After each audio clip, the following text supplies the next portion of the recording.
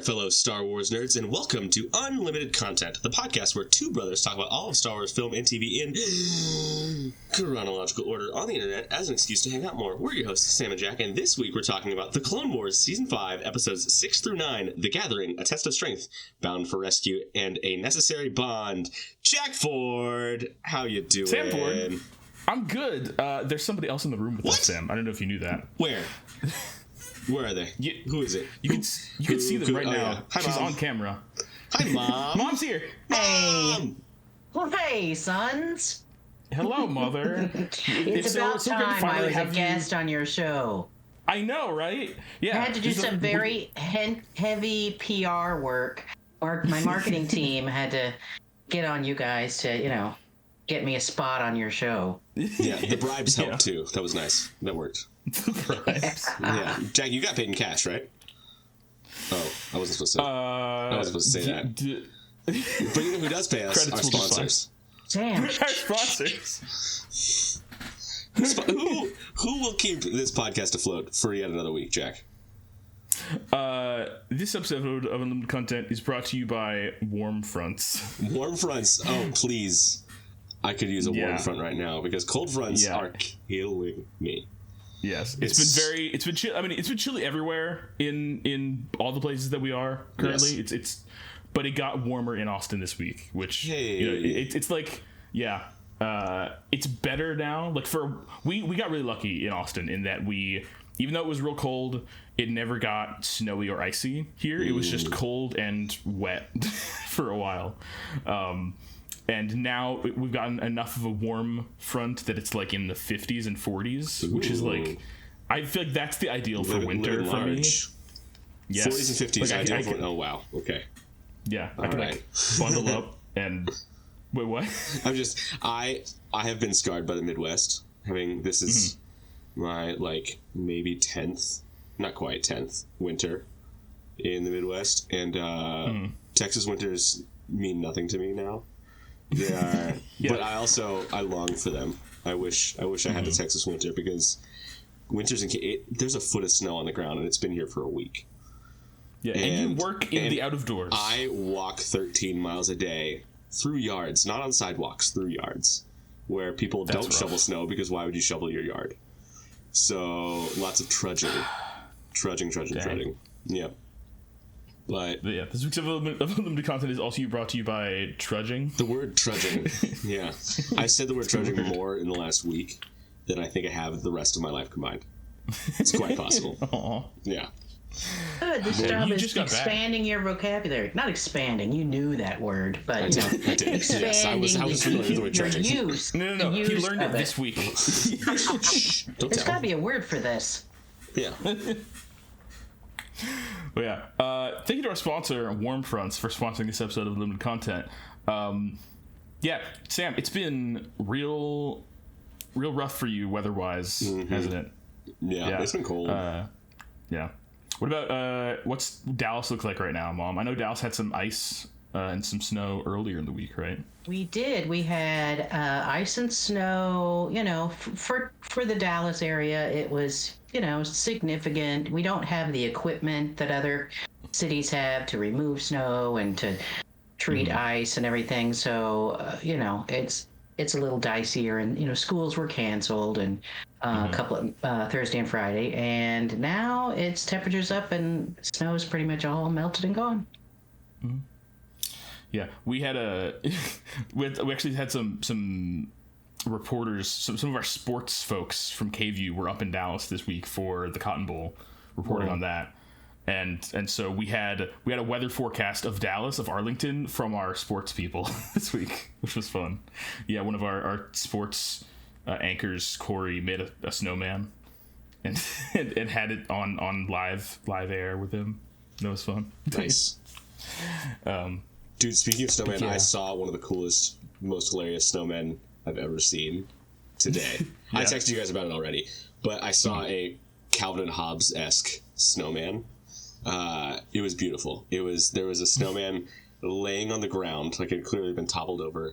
There were sticks stabbed in its chest, and then someone took red Kool-Aid and just dyed the top of it like a snow cone, so it looked like it was a bloody one. And there was another snowman standing above it with its arms raised triumphantly as if it had conquered its foe. It was beautiful. Oh! It was amazing. I loved it. I also saw people literally building igloos in their front yard. Oh, wow. It was wild. Oh, actual igloos that you could go into? Yeah. Like, they were like, we're talking like 2-3 person tent size igloo. Wow. If your dad was on the podcast right now, he would tell you a story about building an igloo when he was a kid. I'm sure he would. Yep. I won't tell it though. But he's not the guest today. I wasn't there. It's you, Mom. I never built an igloo ever. I haven't either. I've seen one now though. I've had a few igloo coolers. Ooh, I got one of those. That's it. I like it. Yeah, that's the same thing. It's basically it's close enough. It is. It's pretty much the same thing. Yeah. Well, Mom, this is our first time having you on as a solo guest. We've had you on when we did the family episode, all of us in person. Mm-hmm. That was great. Mm-hmm. But it's about time that we finally got you on here. I'm so sorry it's taken us this long to get you as a solo guest, but it's delightful to have you finally. Oh, thank you. I gotta say, if you think Star Wars, you don't immediately think of me. So, I mean, even within our family. But I'm more Star Warsy than Gracie is. That's true. And somehow she got on first. I don't know how that happened. Well, it's because we had an ongoing bit that I was convinced, at least in character on the podcast, that she had never listened to our podcast. True. And so canonically in the Unlimited Content universe, the first podcast she ever listened to was the one that she was on. Canonically. She listened to it live. I listen to your podcast religiously. I know it. Yes. I always listen to your podcast. Yes. Yeah, Mom is one of our like 6 listeners that listens to every single time, every single episode. Yeah. Big fan. So, much appreciated.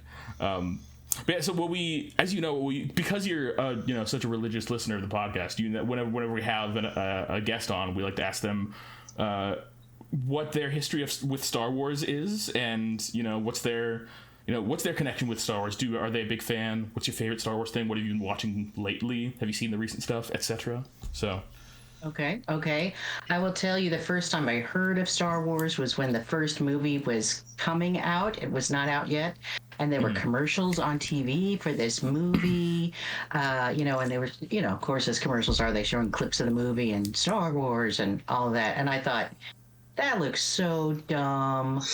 That was my first reaction. So as you can see, yeah, this thing ain't going anywhere. I didn't buy stock in Lucasfilm or anything. But of course, then I saw it, and it was great. But what year was that? 1977. Okay, so I was like 6th grade. Mm-hmm. So I was right in that age, right? That is the key demographic for Star Wars. Yeah. Is middle school. So there were a lot of boys I went to school with who saw it over and over and over and over and over. In fact, there was one kid in my class who was like, he had seen it, within the first year, he'd seen it like 75 times. And it was only at the movie theater. There was no DVDs, there was no VCRs, there was no, streaming, there was no anything. And he had, I think his sister worked at a movie theater or something, and, he could get in. After school, he just like, yeah. Yeah, he was just, I'm there, Star Wars. And that's awesome. Yeah. I think, I can say confidently he's probably seen A New Hope more than I have. Just in that 1 year. He's seen A New Hope more times than I have. Probably, yeah. And then, after that, we're all, kind of hooked, and, and I've seen all the other movies. But, as I got older and I was a mom, and, it wasn't something I was super into, but I had seen it all. I couldn't quote, I couldn't tell you, about what BBY it was, and, all that. All that stuff. Not an obsessive fan for sure, but not freaks like us. Not freaks like you. You're not supposed to agree to that.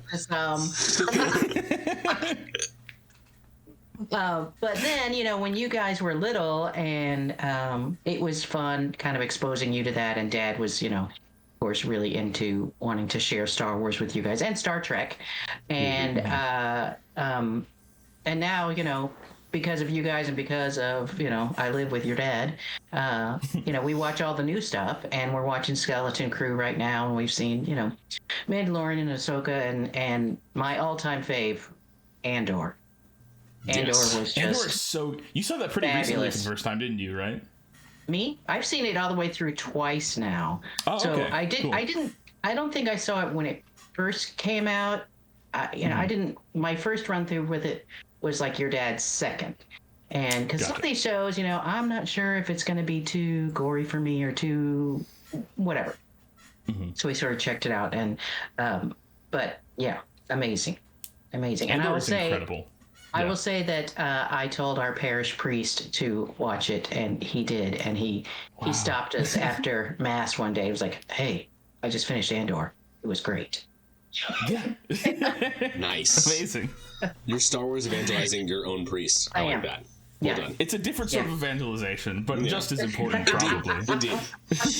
And can I say also in that same parish that we go to, there are, in the ceiling of the sanctuary, there are these speakers, and they look like the heads of those droids, the Roger those crazy ones. Yeah, the speakers is like a cluster of four. Looks like four droid heads up in the rafters of our church. Right, it's not impossible that was the inspiration for the battle droids. Just given the amount of things that are like robots and props and things that were just like famously in the Phantom Menace, the little communicator that Qui-Gon uses is actually like a Gillette women's razor that they just like spray painted silver, and like the Gonk droids are just trash cans, and so it totally. I thought you were saying the opposite, that whoever designed those speakers was probably a big Star Wars fan. Also, designed those to look like that. Both possible, equally possible. Yeah. And I would support either one of those scenarios. Yes. Great. Yes. Well, that's cool. Thank you for being here with us, Mom. Yeah. Excellent. We're excited to have you. I love hanging out with you guys. Yay. Yeah. We should do it more often. All right. So let's see. Since the last time the last episode that came out as of this recording was the Christmas special, but the last one we recorded was also the Christmas special. Yeah, that's. But then we also recorded a bunch of other episodes before the Christmas special that have yet to come out because I'm behind on things. But anyway, it's the holidays. Point is that since the last time we recorded, since the last time Sam and I recorded it, we have had.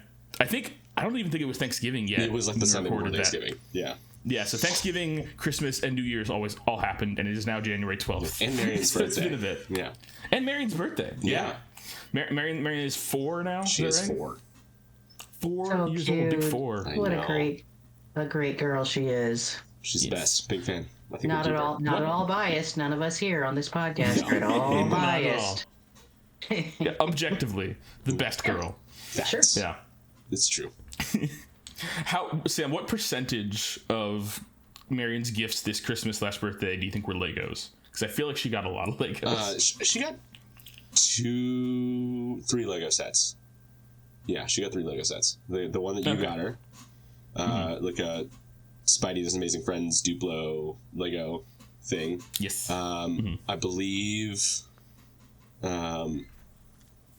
Sarah's brother and his girlfriend got her another Spidey Lego set. It was a different one.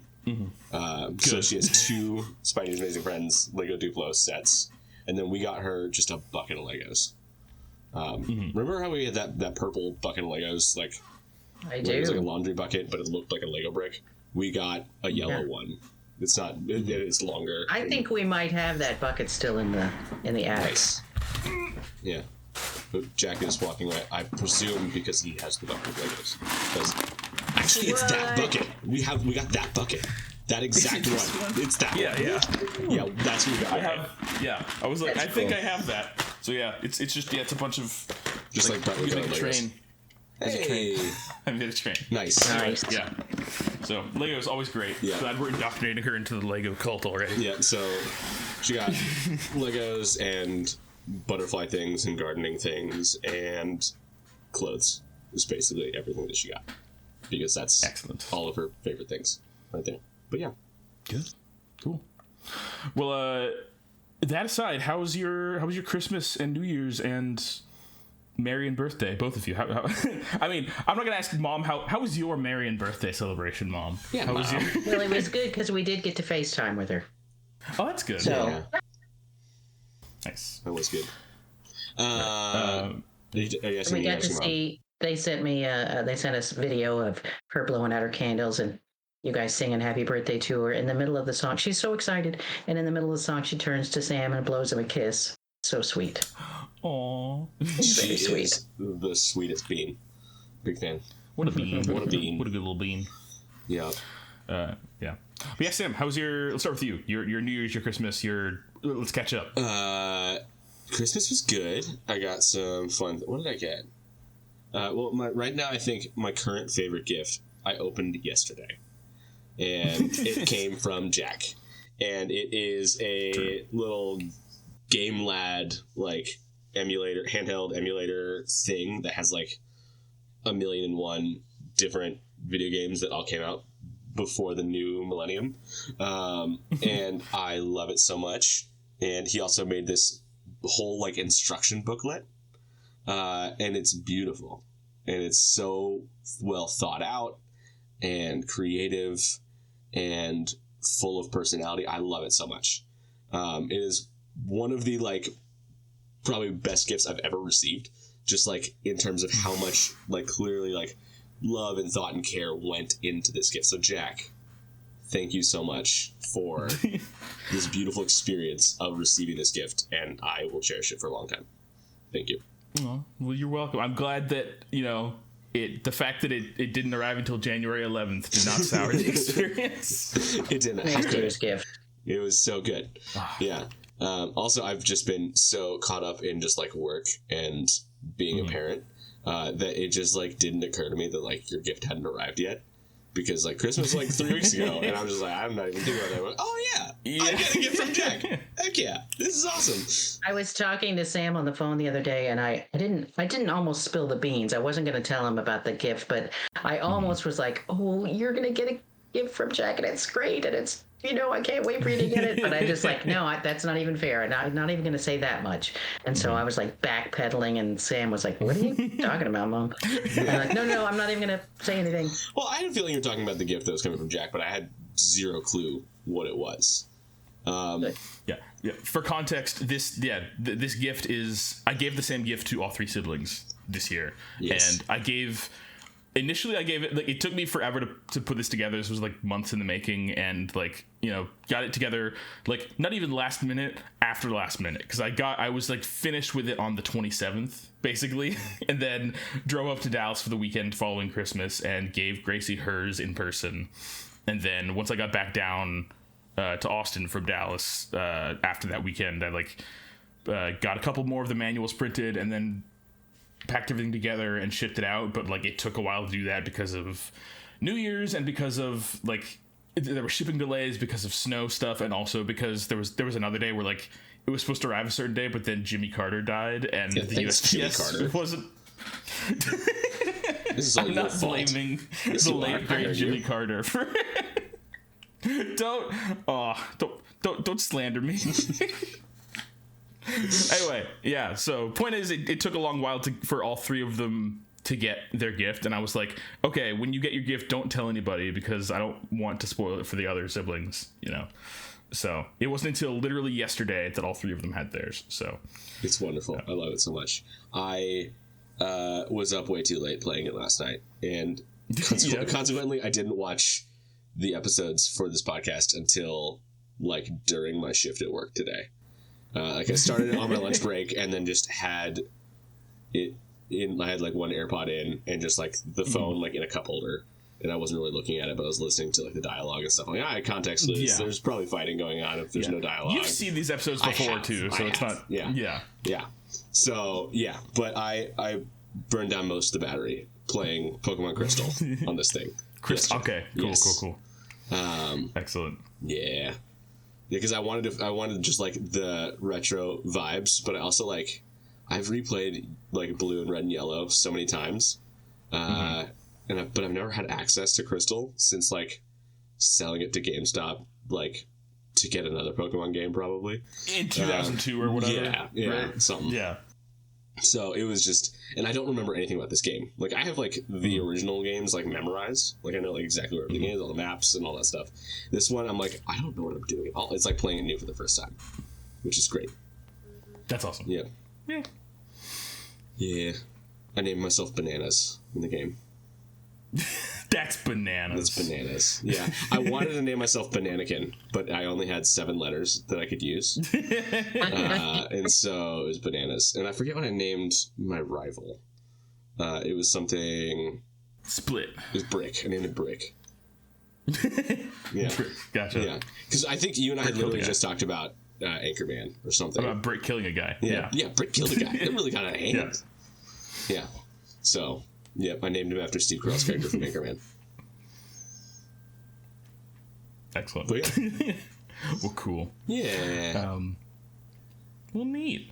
So yeah, that was Christmas. New Year's was New Year's. How was your New Year's? It was very low key. With that? Marion was at my in-laws' house because people always shoot off fireworks and guns in our neighborhood to celebrate the new year, and she would never sleep during that. So like, you're gonna stay in a nice quiet suburb while we sleep in our urban house. So yeah, so it was very low key. Sarah and I were both very tired. And so I like walked into, like, she was like about to fall asleep and I was just in the living room playing on my phone, and I looked at my phone like, oh, it's 11:58. I should go like smooch my wife at midnight. So I meandered into the bedroom and it was like, hey, look, it's almost midnight, and we counted down and then smooched, and then she went to sleep and I went and played more games on my phone and then got in bed like an hour later, and that was my New Year's. Yeah. Well, good. Super exciting. You know, it works. If it works, it's your New Year. That's what matters. Indeed. We made it. 2025. Here we are. We're doing it. Yay. Yep. Cool. What about you, Mom? How was your Christmas and New Year's? Yeah. My Christmas, well, it would have been better if all my children had gotten to come home and been together. But, you know, that is the way life goes these days. And that's, you know, that's okay. You got to do what you got to do. But on Christmas Day, well, Gracie, your sister, was home for college break. So she was home for about a month. She just left today. And Max, who is recently moved to Seattle, and we didn't expect him to come home. He's got a new job where he can't take time off, blah, blah, blah. And about a week before Christmas, he said, you know what? I don't care. I'm coming home. And so he got a flight that landed in Dallas at 4:30 on Christmas morning. And we picked him up and we brought him home and we had breakfast and opened presents and spent the day together. And at about 4:30 in the afternoon, we got back in the car and took him back to the airport. And he flew back to Seattle because he had to work the next day. And it was so fun, and we were so thrilled that he wanted to come home so badly, and we just made the most of it. And, you know, of course, we just ate it up. Every moment that he was with us was great. Yeah. When I heard that Max did that, I was like, he's a madman. That's crazy. That's so nuts. I can't believe he did that. Like, it's awesome. I'm so happy that he got to do that, but I was like, that's crazy. That is an absurd journey. I love it. Yeah. You know, he's a single guy. He doesn't have to make arrangements for, you know, wife and child, and you know, he had one day and he's got money to blow, and you know what? Yeah. This is the time in life when you do things like that. Yeah. So yeah, we were very happy about that. Then Jack came on the 28th, on the day that we had an extended family Christmas party at our house. It was our second annual It's a Wonderful Life party, and it's really fun. And, you know, it's like a no stress party. We don't do gifts or anything. People just bring kind of potluck, and we all get together. And I created a game that we play. It's a Wonderful Life themed game there's, you know, no winners, no losers, just a fun activity, and people seem to like it. And I did win $1. So you did. You probably won $2 and then had to give some of it away. Yeah. So the way this works is everybody gets a card, but we do it. You take turns, and I have this thing set up where you kind of punch through a little, like a solo cup that has tissue paper, and you have to punch through it to get the card out. And every card has either a quote from the movie or a character from the movie or a description of a scene from the movie, and then you get a prize, something silly that is associated with that. So, Jack, I think you got the quote was Mama Dollar and Papa Dollar, after there's a run on the building alone. So, but there is kind of a winner in the game, because if you get the Harry Bailey card, that's the big winner, because the quote is, "We all owe a lot to Harry Bailey. He saved the lives of all the men on that transport." And so the prize, if you're Harry Bailey, is that everybody who gets a prize that has multiples has to give some of it to Harry Bailey. Oh, wow. Yeah. So by $2, $1 went to Harry Bailey. Yeah. If you get, 10, Hershey Kisses, 5 of them have to go to Harry Bailey. Dang. And so Harry Bailey gets a bag of, things like cheese sticks and chocolate coins and $1 and tissues and just dumb stuff. Was a coconut one of the prizes? No, but coconut candy. Okay, good. Yeah, say brainless. Don't you know where coconuts that's my favorite from? quote from the movie. Say brainless. Don't you know where coconuts come from? My favorite quote from the movie. Yeah, coconut candy. It's the best quote for the entire movie. Actually, this year I upped my game. The quote is actually, "Say brainless. Don't you know where coconuts come from?" So the prize was actually coconut candy, and then I found a little, like a pencil eraser topper, like a thing that goes on that looks like a little brain. Perfect. You get a brain. Perfect. And coconut candy. Because you're brainless, so you need a brain. There's brainless. You need one. You got 2 brains though, because one goes to Harry Bailey. Harry Bailey also needs a brain. Yeah. That's so much fun. Amazing. So that was really fun. It was such a Did you like it, Jack? It was such a fun. Yes, yeah. I did not. I was not able to go last year, the first time you did this, but I was able to come this year, and it was super fun. It was. I mean, just in addition to the fact that it was a big party with a ton of our extended family members. It was. We don't get a whole lot of those these days. Our big kind of extended family gatherings, and so to have one of those was really great. But also just the theming of the party was super fun. The game was really engaging and creative, and it just added a whole fun atmosphere to the whole thing. It was very jolly. It was good. Exactly. I liked it a lot. And I got $1. Yeah, you did. You got $1. And I have some printed off black and white pictures that are like scenes from the movie, and I've got one of Clarence and one of George and Mary Bailey, and they sit in the kitchen, above the stove on those cabinets. And then I have one of Mr. Potter, and he goes on the bathroom door. It's the Potter potty. Mr. Potter's potty. I love it. Mr. Potter's Potty is the secret sequel to Mr. Popper's Penguins. Yeah, that's gonna go on the banned books list. Oh no, Mr. Potter's Potty. Oh no. It was delightful. Although I will say this, when I came in on Saturday, I drove up. I'm sorry about this. Sorry in advance for what you're about to say. It was just kind of funny in retrospect, but I was driving alone for a little over 3 hours on I-35 in my car by myself, and I was sleepy and kind of tired and hungry, and so I pull up to the house mid-party, walk inside, and then the first thing that happens when I walk inside is his mom goes, "Hey everybody, Jack is here," to a room of 40 people, and they're like, "Yay!" And it's what a whiplash of coming from 3 hours of silence and isolation to suddenly 40 people all looking at me and being "Yeah, a very important guest. It was a big deal that you drove all the way just to see all these people, and you were a VIP. You needed to be announced. I felt welcomed. It was a little overwhelming, but I felt welcomed. Okay, note taken. So, yeah, that was great. But yeah, and then how was your New Year's, Mom? New Year's was super low key. It was, let's see. Yeah, I can't remember what we did during the day, but in the evening, we were just watching. We were watching some show. I think we were binge watching something, and then at 11 o'clock, we turned on the news to watch New York and the ball. And I, pretty much woke up your dad, who had fallen asleep on the couch, and hey, it's New Year's in New York, yay! And then we did that, and then pretty much went to bed. So we were New York celebrators. There you go. Excellent. You didn't drop the ball off the banister like you have in years past. We didn't, but you guys should tell that because it's good. We didn't do that this year. It's one of my favorite goofy things that we do at family parties is I believe it's mainly that dad does. That dad does, yes. Dad takes a soccer ball, puts it in a grocery bag, and wraps the grocery bag in tin foil and ties a rope to the grocery bag, and then lowers it off of the top floor down into our living room.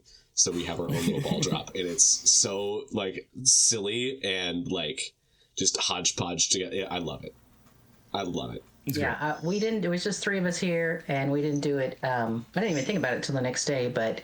Yeah, definitely. You should do that with Marion one of these days. Oh yeah, she would. Oh yeah, yeah. Those are the best memories. Are the things that you just kind of throw together and didn't cost you anything, but somehow it makes an impression, and then it becomes a tradition, and those are the good things. Yes. Mm-hmm. What about you, Jack? How was your? I mean, you've already kind of said about your Christmas down in Austin. How was Christmas Day, and any fun gifts you got? What? Tell me. Let's see. Sure. So, Christmas Day, I did have the day off of work, but I was working, the day before and the day after, so I stayed in Austin. But it was pretty low key. I spent most of the day just at home, kind of tidying it up at home and getting some things done, and then I spent part of the day. I spent Christmas Eve evening, with some friends at my friend's house, and we just hung out and we had dinner, and I gave a gift to one of my friends, and I got a over the last month or two, I've been having some car troubles, specifically with my battery and not being able to start my car. I just put a new battery in my car. Yeah, yay. Yeah, I had to get a new battery. But then also I was having other issues with the car starting after that because of, so it's been a learning experience. It's been a positive experience overall because I learned something from it and because I'm more well prepared for the future. But what happened was when I replaced the battery and we installed it ourselves, a friend and I installed it, and you know how when you get those little kind of cloth disc things, little foam disc things that goes in between. They're supposed to go in between the contacts, the clamps and the battery itself to kind of, do you know what I'm talking about? No. Okay. Well, anyway, point is, it comes with a little it's a cloth thing that goes between the metal and the metal. It's a little cloth disc that goes over the contact of the battery. Okay. Around it at the base and it's basically as an insulator between the clamp and the battery itself. Okay. So not anyway. Okay. I think I'm following. Yeah. So we got some of those with the battery when we got it, and it comes with a little packet of gel of petroleum jelly or lithium grease or something. Yeah. Point is, when me and my friend attached it, we thought that was a conductor, and so we put it in between the clamp and the contact, but it's an insulator. And so it wouldn't start, and so we took it off, cleaned it all off, and then put it back on. It started again, but then I kept having to basically do that over and over again because I think there was still residue of the insulator left on there. And anyway, all that to say that my friend Kat, whose house we were at on Christmas and also on New Year's later, she came to my rescue multiple times with her set of tools, and she has this a little battery contact cleaner brush thing. It looks like a big thimble essentially. Yeah. And you you put it on the contact and you twist it around, and that cleans it off, and then you can also take it apart, and there's another an inverse of it that you put stick through the clamp bit to like clean that out. Anyway, she came with that and like rescued me a couple times, and then she was telling me while she was doing that, she was like, man, I can't tell you how many times I've like, saved somebody, who was stranded just by having this one little thing with me. And so then at Christmas, she just bought like 10 of those and put them in a bag and was like, okay, everybody who shows up gets one of these as a Christmas gift. Nice. So I have that now. And then this past week, you didn't know you needed. Yes, but it's been useful. And over the past couple weeks, I've started building up a little bit of a toolkit to have in my car with me in case of emergencies, because I haven't had basically every time I've had to do this to detach my battery from the car, I've been using just kind of what I had on hand, which is basically like an old pair of like pliers that I got in an IKEA toolkit when I was in middle school, and just kind of using that to like take the bolts off every time. And so I finally just got myself a ratchet with some like socket attachments, so I could actually do it properly every time and like make sure that it's on securely and everything. So I used that the other day for the first time, and that was good. And I went to Harbor Freight earlier this week and got myself just like a cheap tool bag so I could have stuff in there. So I have that, and I've got my gloves and I've got a little in-car toolkit to use, so I don't have to necessarily call my friends every time I need to. Harbor Freight is a magical place. I love Harbor Freight. I had never been to Harbor Freight until this week. Yeah, it's great. It's all these like it's a hardware store with decent quality tools for very cheap. Yeah, and it's all like their in-house brand stuff. So it's like if you buy their in-house brand stuff, a lot of it has like lifetime warranty. Where if you come in if it breaks, you can just bring it back and they'll just give you a replacement one. They also have cool stuff at the holidays. Oh, do they? Ooh, yeah, I bought stocking stuffers at Harbor Freight. Yeah. Is that where you got the gloves that you got us that one year? I did. That's where I got the gloves. Okay, and that's where I got those are the gloves that I've been bug using. zapper. That little bug zapper racket that Dad has. Got that at Harbor Freight. Cool. That's neat. Yeah, so I got that, and I got like a set of like proper sized pliers, because I had like one pair of pliers from that IKEA tool set from middle school, and then I have a set of like small like precision pliers, but I don't have any like full size ones, and so I got like for like $15 a set of like 5 of like the basic. Like I've got the needle nose pliers, I've got the ones that like kind of lock into place, and that so nice. I've got all the things that I'm like slowly building up my toolkit, which is nice. That's how you do it. Every time you got a little project, you gotta get a tool, and you just keep the tool, and then you have it for the next time you need to do the same project, and then you just do more projects and get more tools. That's been very fun the last few just over the last several months, like all the kind of DIY stuff I've been doing around my apartment, and especially with like 3D printing and stuff. It's been useful to just slowly build up my tool set, my toolkit, my repertoire. It's very nice. But yeah, Christmas, right? That was a gift I got, was the contact cleaner. Nice. Hung out with friends on Christmas Eve, and then for New Year's, I got off work early. I was working that day, but I got off work early, so like 9:30, something like that, when I usually get off at like 10:30. And then went over to that same friend's house, and we hung out and did like karaoke and watched the ball drop, and so that was good. That was fun. But speaking of Christmas, I wanted to show a few Star Wars related gifts I got this year from y'all. So, number one, I don't think Mom knows about this, but Sam gave me a gift that is delightful. It's a very tiny book. It is a tiny, like, Sam calls it the Star Wars Pocket Bible, the Ralph McQuarrie Pocket Bible, but it's basically a tiny, like, smaller than an index card, but like an inch thick edition of the concept art of Ralph McQuarrie. Oh, cool. So Ralph McQuarrie being like the guy who kind of codified the look of Star Wars. And it's just it's from Inside Editions, and it's the standard edition size of this. It's like a big coffee table book, right?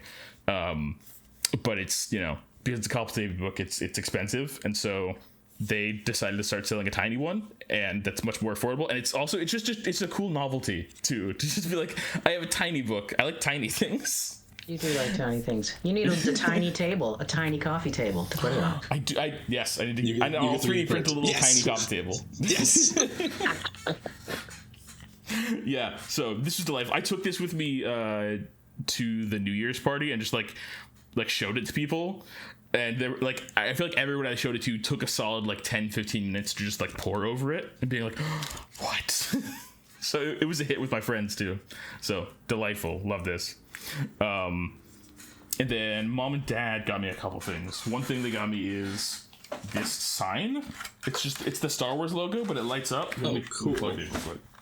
And it's in like this sort of like box shape, so you can either like have it sitting on a shelf or you can mount it on the wall. But let me I'm gonna plug it in somewhere. Give me a second. This isn't going as planned. Nothing to see here. It is. It lights up. It's all bright and flashy, and it's I haven't figured out where I'm gonna put it yet, but I might put it in the background here for the podcast. Not that anybody will see that except us, or maybe I'll put it in the living room. I don't know, but it's cool. I like it. That's fun. And then the other thing that mom and dad got me was a Lego set. Per Sam's suggestion, so thank you to both of you, of the Droideka from episode 1. He's beautiful. Match for Droidekas. And then his arms like move back and forth like this, so he's pew-pewing. That's so cool. Pew-pewing. Yes, he's great. I love him. So it was like maybe a week and a half ago, I got together with some friends and we went over to a friend's apartment and we all had like Lego sets we needed building. It was actually partly to like celebrate a friend's birthday, because he had like a Millennium Falcon Lego set he had gotten like almost a year ago that he hadn't built, and he was like, we're gonna hang out on my birthday and build Lego sets. And so he built that and I built this, and it was fun. It was a fun Lego building party. It was excellent. I got to build this. I love that. I've never thought of having a Lego building party. I want to do that now. Excellent. It's great. It's awesome. Because like I very much enjoy building Legos. It's like very like a very like zen like focus flow state kind of thing. But it would be so fun to like have other people nearby doing the same thing and all just kind of like sharing in that experience. That sounds like a great idea. Yeah, it was great. We were all sitting in my friend Danny's living room and just like hanging out and building our own sets, and then my friend who didn't have Lego sets was like doing some sewing stuff. Nice. So we were all like working on our own little projects, and we had like YouTube playing on the TV the whole time, and we were just chatting, and it was fun. Okay, here's a business idea for you. You open up like those paint places where you drink wine and they teach you how to paint, and everybody's sitting around painting. It could be Lego and beer or something, and everybody that's gotta be like yeah. There's gotta be like surely some like either like a Lego store or one of the Lego lands probably has like adult wine Lego nights or something. That's got to be something, right? If it's not, it should be. Absolutely. That's a great idea. Untapped market right here. Yeah. One thing I learned during that party that I really like is the idea of my friend had a music stand with him and used that to prop the manual up onto, and I was like, oh, that's a great idea. That's so smart. So next time, because he was like sitting on the couch with like a TV tray, but like rather than just like leaning down over the manual or having the manual like off to the side awkwardly, he just set up a music stand in front of the TV tray and had that set up. And so now next time I go to like Goodwill or something, I'm gonna keep an eye out for music stands just to get like there you go for basically just for Legoing. Or also like a cookbook stand too. You just have it on the table. True. Yeah. That's another. Yeah. So that's neat. There you go. So that's Christmas and New Year's. Anything else y'all want to talk about that you've been up to? Sam, I see there's some things you wanted to chat about a little bit. Yeah, basically like I have continued to binge Dimension 20. I listened to another full season in the last like week or so, 2 weeks, of listened to season 2 of Fantasy High, so sophomore year. It was a lot of fun, and I'm trying to figure out which D&D podcast I'm going to listen to next, because I really like listening to those like while I'm working, because like I'm just walking for like 10, 12, 13 miles a day by myself, and it's like 8 hours of walking, and I would like to like be listening to something while I'm doing it. And like podcasts are great, but they're like an hour or two long, and then I'm like, oh, I have to wait like another week or so for like another episode of this podcast to listen to come out. But this is like an audiobook and a podcast and a baby, and it's improv and it's funny, and I love it. It's so much fun. It's just like a great kind of experience to have while being at work. So yeah, that's what I've been doing. Excellent. Yep. So I'm not sure if I'm going to listen to Fantasy High Junior Year next, or I started. Was it Starstruck Odyssey? Starstruck Odyssey. I started that, and it's pretty good. So the I'm not sure what the premise of it is yet, but like the basic idea. It's sci-fi and space stuff. Sci-fi and space stuff. So it's like D&D with space. But the basic premise is, so Brendan Lee Mulligan is the dungeon master, and he's kind of like the main DM at Dropout, and he's one of my favorite internet people right now. But his mom wrote a sci-fi graphic novel, I think, called Starstruck. And so this D&D campaign takes place in the sci-fi universe that his mom made for this graphic novel. Which is so cool. So cool. Yeah. It's a cool concept. The first episode was fun, but then like I think I was too locked in at work on something and missed like a big like twist ending or something, and I started listening to the second episode the next day. I was like, wait, did I miss an episode? Because this is like completely different than the first episode I listened to. But no, it was just a twist, something that I missed, and I eventually kind of context clues figured it out. But it's the same like actors that do Fantasy High, do Starstruck Odyssey, just like the same cast of people, and so it's also just kind of, it's fun to hear them all be different characters, but they're very more like, in this one they're just kind of more slap happy and joking around, and it's not a lot of like, they're not doing as much playing D&D as much as just like joking with each other, which is fine like for them, but it's just not as engaging of an experience. A little more chaotic. Yeah, it's much more chaotic, hard to follow, and like I feel like if I was watching it, it would be easier to follow, but just as an audio only kind of thing, it's harder to follow. So yeah, I don't know. So I'm trying to figure out what I'm going to do next. What do we get? Yeah. We've been having some conversations with you and me and Max, just talking about like our favorite seasons of Dimension 20. And, you've got plenty of options. I do. So, like, I just need to like, I'm just gonna dip my toe in a bunch of them and see which one sticks. That's kind of what I'm gonna do. Yes. Yeah.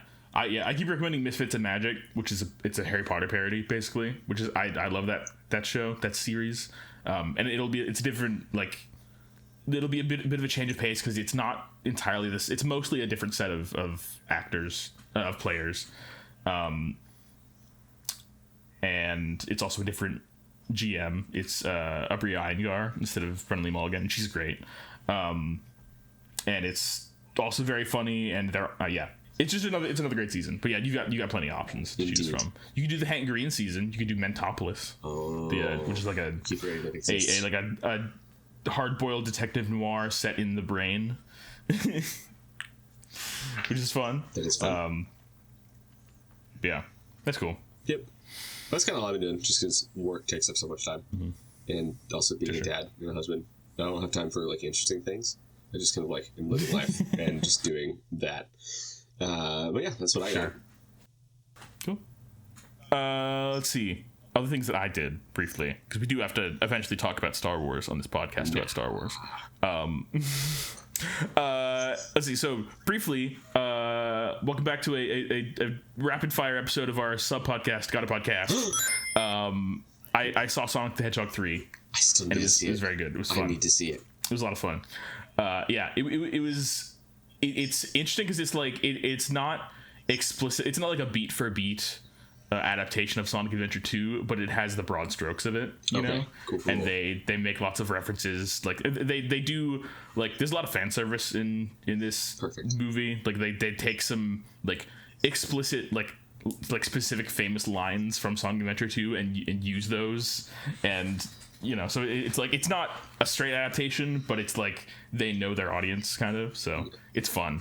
Do they reference at all that YouTube thing that like it's just people like dubbing over? Oh, they do not. They never explicitly reference real-time fan dub. No, okay, unfortunately, but no, it's really fun, and Jim Carrey's great in it and wacky and over the top. There's some really really funny moments in it, and some great action sequences, and they do finally have Crush 40 in it. Live and Learn is in it, good, which is amazing.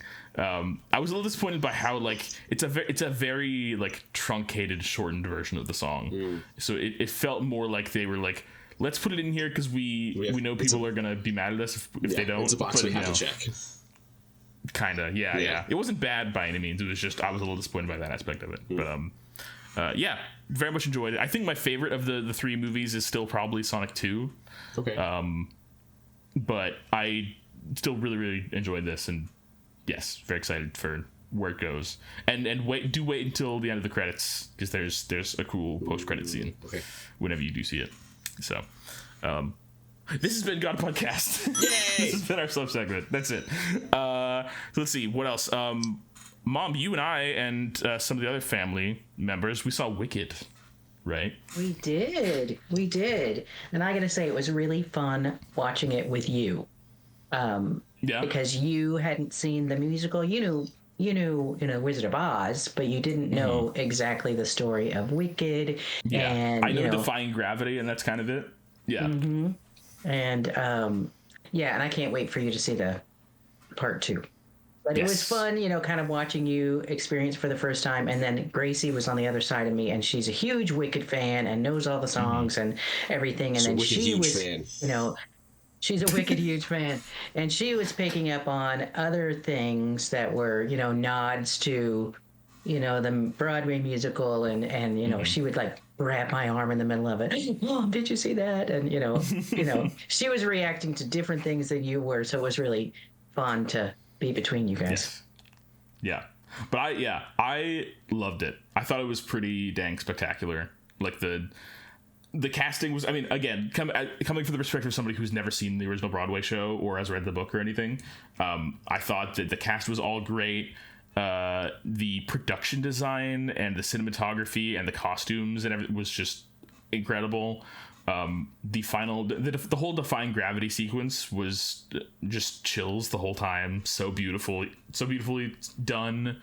The singing was great. I thought that Ariana Grande and Cynthia Erivo were both amazing in it, and just amazing. Some top tier filmmaking and singing and acting and very good. I enjoyed it a lot.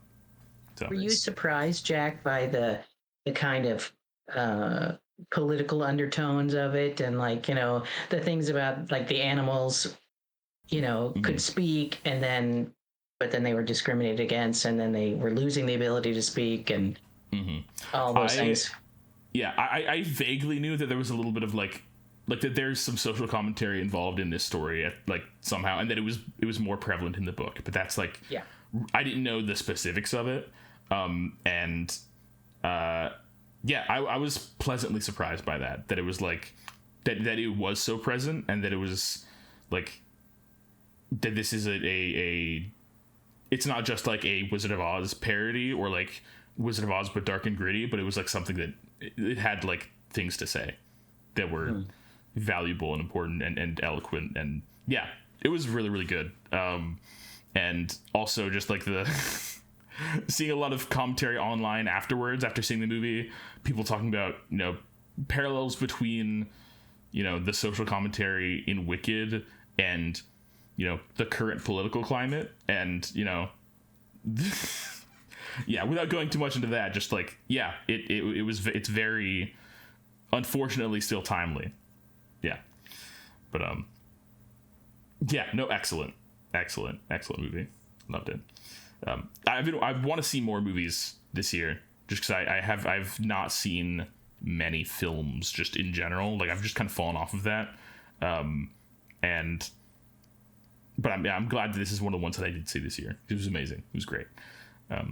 Yeah, Sam, I assume you haven't had a chance to see it. No, I've not. I actually know nothing about Wicked. Like, I've learned more about. Yeah. I know more about Wicked now.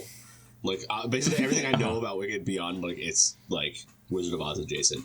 I learned in this conversation right here. Yeah. So it's essentially it's an origin story about the Wicked Witch of the West. The Wicked Witch of the West, and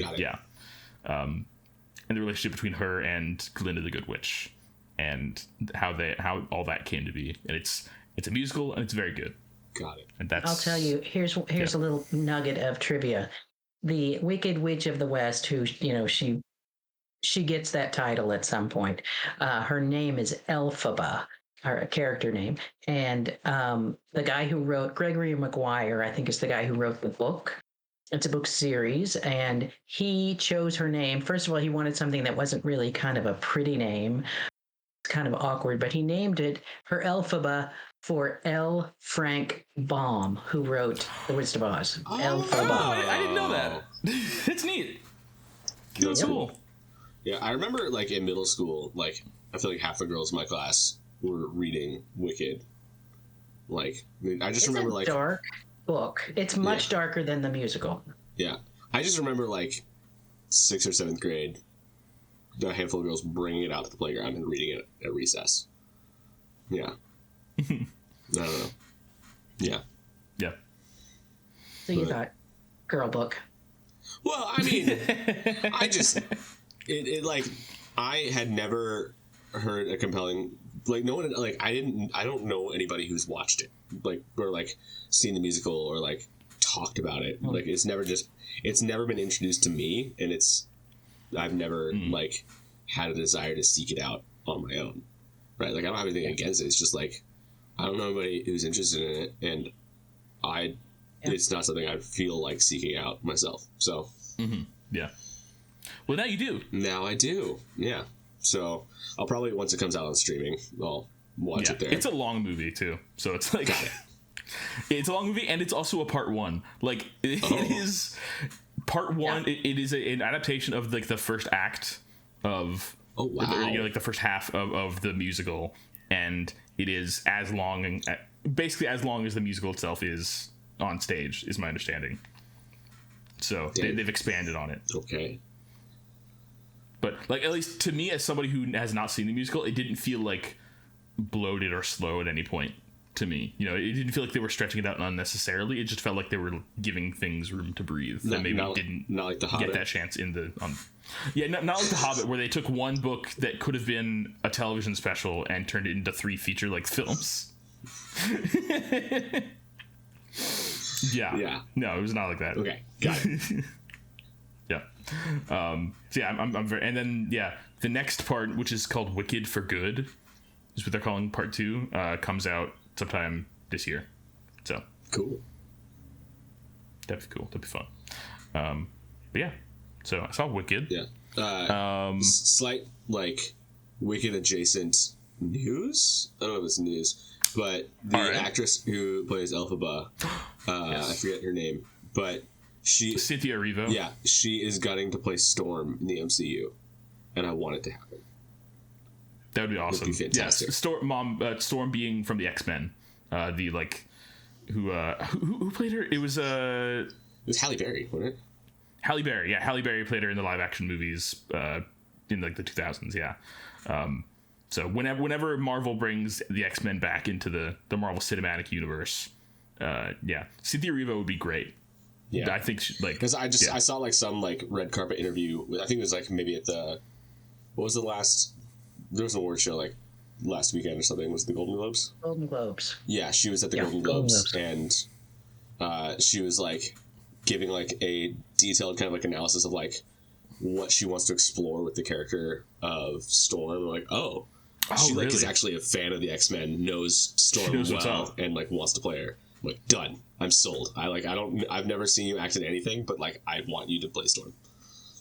Yeah, because He was the first time I was just like, because you are a passionate person about a specific character, and also you like just physically look like you would play a very good Storm. So like it's just perfect. You are passionate. You know the character well. You want to like explore the character.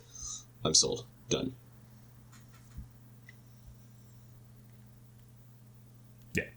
Yeah. Mom, were you gonna say something? Mom? Yeah, the first time I saw Cynthia Erivo, she played Harriet Tubman in the movie Harriet, which was nominated for an Academy. She may have, I don't know if she won, but she was nominated for an Academy Award for that movie for just a few years ago. Really good movie. Cool. I see that. I should see that. That should be on my list of the 8,000 movies I need to catch up on. Yeah, that's awesome. I agree, Sam. I love seeing anytime an actor's like, it's one thing to have like fan castings where it's like, I feel like most of the time whenever somebody's like, oh, so and so would make for a good, Mr. Fantastic or whatever. Like when it comes to like John Krasinski, for example, it's mostly based on just like the way that they look, or that they've like played a similar role before or something.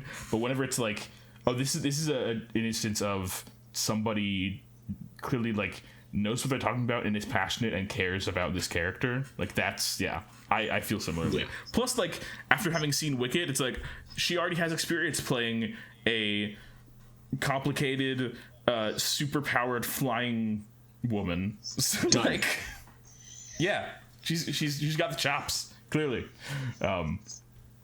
Agreed.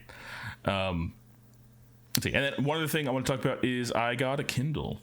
Ooh. So I want to read more. That's another one of my 2025 goals. Like I the last few years I haven't tried to do anything that's like I'm not a like New Year's resolution type of person where I'm like I need to stick to something.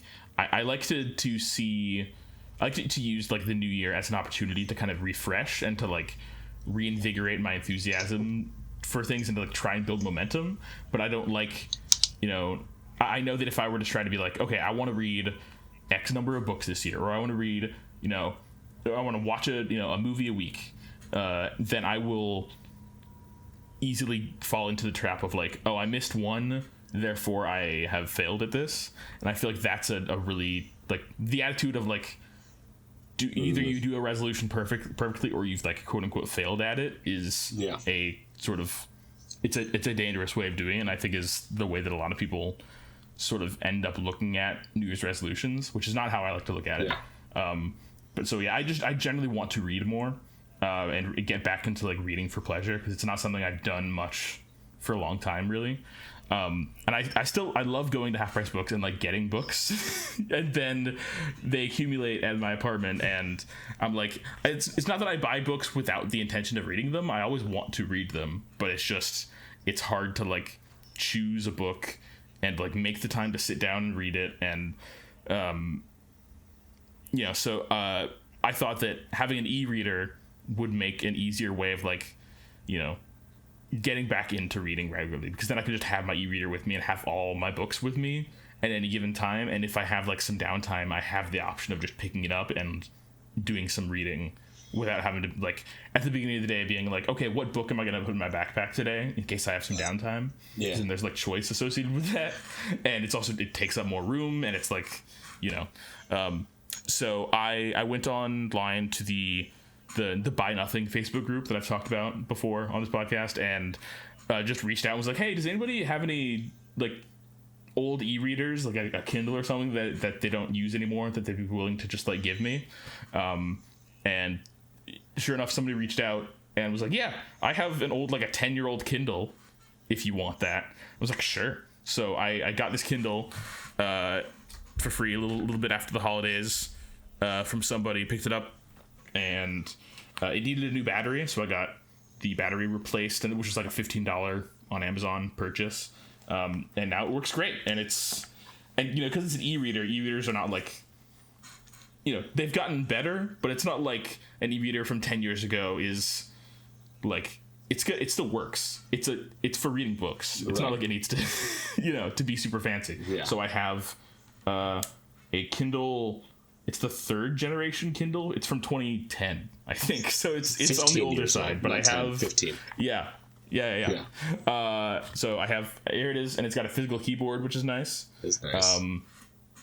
And I've got mostly a bunch of just like public domain, like Project Gutenberg books on here. So I've got some Oscar Wilde, Jane Austen, Ed Grace Burroughs, H.G. Wells, that kind of stuff. And I've also got, on the Star Wars side of things, I have Heir to the Empire, the first of the original Thrawn trilogy on here. So I'm going to hopefully eventually finally actually read that book, because that might be like the first book I get into, because I want to like find books that are like I'm excited about that one, but my main goal is to, like, right now is to find books that are relatively easy to read, that are like relatively short, so that I can kind of get like the momentum going, and get some kind of easy wins at the beginning, if that makes sense. Because I want to like I want to build it into a habit again, basically. So I want to get that momentum going. So that's one of my 2025 goals. Nice. Have you ever read any Michael Crichton? I've not, because that's just good action popcorn kind of book. Yeah, like Jurassic Park. Yeah. So aside from Jurassic Park, do you have any other recommendations of Crichton's books? Sphere, I've heard, is a good one. Sphere. Okay. Yeah, and Next, which is something about evolution. Andromeda Strange, about some pandemic, something, I think. Mm-hmm. He's got one that takes place in the Old West called The Great Train Robbery. Neat. Yeah, I am a big fan of Michael Crichton. I've read a few of his books. I have more of them that I haven't read. But like Michael Crichton was like the first like grown up book that I ever read, because I think I read Jurassic Park like 2 or 3 times in middle school. It's a really good book. Yeah. Cool. It's scary. It's a scary book.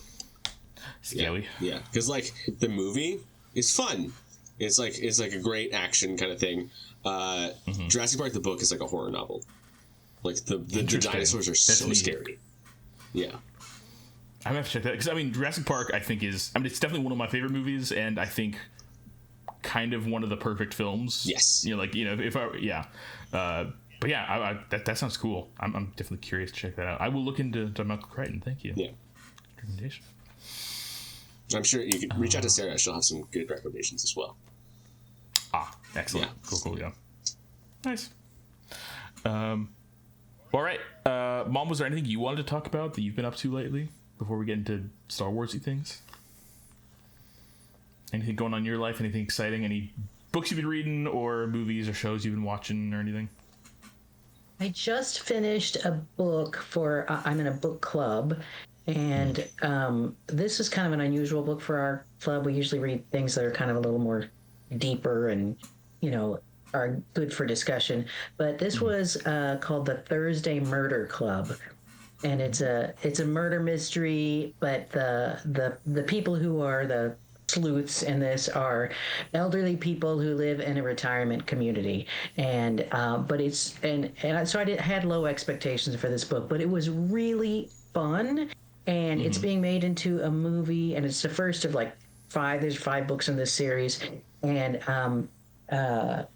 I looked up who's going to be in the movie before I started reading it, so I could like have their faces. Helen Mirren is going to be in it, and Ben Kingsley is going to be in it, and Pierce Brosnan is going to be in it, and it was written in a way I just expected to be kind of predictable, and there were so many twists, and the dialogue is really funny, and so I went out today. I really was surprised that it was that entertaining, and I went out today and bought the second book. So, is it the Friday so Murder Club? Is it the next one? no, they always meet on Thursday. Dang. No, I can't remember. I think it's the Man Who Died Twice or something like that. Interesting. But yeah, and so they've got some heavy hitter actors who are signed on for this thing, and so it's good material. Yeah, I was very pleasantly surprised that it was such a fun read. But it was, it was totally fun. It wasn't like, I'm making you think about the world and different issues and blah blah blah. It's lighthearted. Nice to have a break to read something that just, it felt like binging a fun series. Yes, nice. I feel like that's kind of what I need right now. Is because I feel like so much of the time when I'm thinking about what book should I read or what movie or TV show should I watch, I get kind of bogged down in I get a little anxious about the prospect of watching something that's critically acclaimed or reading something that's an award-winning book, because I'm afraid that it's gonna be a downer basically, or it's gonna make me anxious because it'll make me think about things, which is not a bad thing, but as as someone who deals with chronic anxiety and is trying to get into engaging with media again, I think easier to digest stuff is more important for me to start with. So that's good to know. I was just thinking about murder mysteries. I want to read some more murder mystery books, because I'm not I like murder mystery stories, but I haven't really read many books in that vein. So I want to read some Agatha Christie at some point. I think that'd be good. That book sounds really cool. The one you recommended, was it the Thursday Murder Club? Murder Club. That's excellent. I love that And name. it's set in England, so the humor is this very polite but very funny at the same time. Love that. Which gives it another kind of flavor to it that is just makes it fun. Mm-hmm. Yeah, and you describing that book, talking about it made me think of a TV series that I know that you are a fan of, that I've been meaning to get into, which is Only Murders in the Building, right? You like that show, right? Yes, we love it. It's fun. Yeah. I've seen the first couple episodes, and I've been meaning to get back to it now, actually get into it. But yeah, I love a good murder mystery, and I love, so it gives good vibes. So I want to get into that too. So that's cool. Well, all right, let's move on to some Star Wars stuff. Very briefly, we have a news segment to talk about, because there's a couple things. Number one is just Skeleton Crew Season 1 is almost over. The finale airs on Tuesday, I think. It does. I have not watched any of this. It's a weird instance of I don't know. It's not that I don't think I'm going to like it. It's just that I have not. I think partly it's also because it's been the holidays and I've been busy, and I think the idea of getting into a new series has kind of been a little bit much on my brain, when I'm just I've been busy with so much stuff that my go-to has just been to watch stuff that I already know that I am going to like, or so I just haven't sat down and actually watched any of it. But it ends on Tuesday. It does. So that's something. Yeah, I watched. Mom, have you watched every episode that's out so far? Because I have. Yes. Yeah. Mm-hmm. What do you think about it? I think it's okay. I think it's a kid show. Yes. And it's very Peter Pan. In fact, there is. Did you catch that one droid that's on the ship SM-33? That's Smee. Smee, yeah. Smee. Oh, yeah. The droid is SM-33. Yeah. I have two major complaints about it. Number one, it's a Star Wars pirate show that doesn't have Hondo in it. Oh, that's funny. Yeah. And two, it has Jude Law in it, and we just don't need. Sam's inexplicable hatred for Jude Law. Well, no. Here's the thing. I don't like it when there's major actors that you're just I can't get past that's Jude Law. I can't You keep saying that. But Rosario Dawson is Ahsoka, and you didn't have a problem with her. She's full makeup and stuff, and I don't know. Okay. Yeah, I don't know. Sure. Yeah. Yeah. I have acknowledged multiple times that this doesn't make sense. But this is the heart feels how it feels, and this is what's going on in my brain. Yeah, the heart wants what it wants, and what Sam wants is not Jude Law. It's not Jude Law. Yeah, I mean, like, I love Jude Law, like, in The Holiday. Like, that's fun. He's great in that, but, like, why is Jude Law in Star Wars? And why is he, like, this... So we're 7 episodes in, and I still don't know if he's a good guy or not. Like, like, I don't know, like, who are you? What is why? Why are you? What happened? I don't know. Yeah, I don't know. It's fun. I'm not going to watch it again, but I'm going to watch it the one time. I mean, you'll watch it for the podcast eventually, but... Oh, yeah. We gotta do that. It's okay. The content's unloaded. We'll never get there. It's fine. We'll never get there. Don't worry. Yeah. But yeah, what is... yeah, so Mom, you think it's okay? You're of a similar... Yeah, it's okay. It's lighthearted. It's, got... the kids are the main characters, and so it's really a show for kids to watch and feel like they're part of Star Wars, and it's a pirate kind of themed thing, and yeah, it's okay. Yeah, I'm curious to know like how it compares to the arc that we watched today for Clone Wars, because I feel like vibes wise there's a lot in common. There is, and like yeah. So I wrote that in my notes. That nice. There were certain times that I thought, oh, this feels very Skeleton Crew. Yeah, that didn't even cross my mind. The Clone Wars did the kids show better than Skeleton Crew does. Like a kid centric, like kids are the main characters in the show. This one arc of the Clone Wars is better than all of Skeleton Crew. Well, but hey, what are you gonna do? Yeah. What are you gonna do?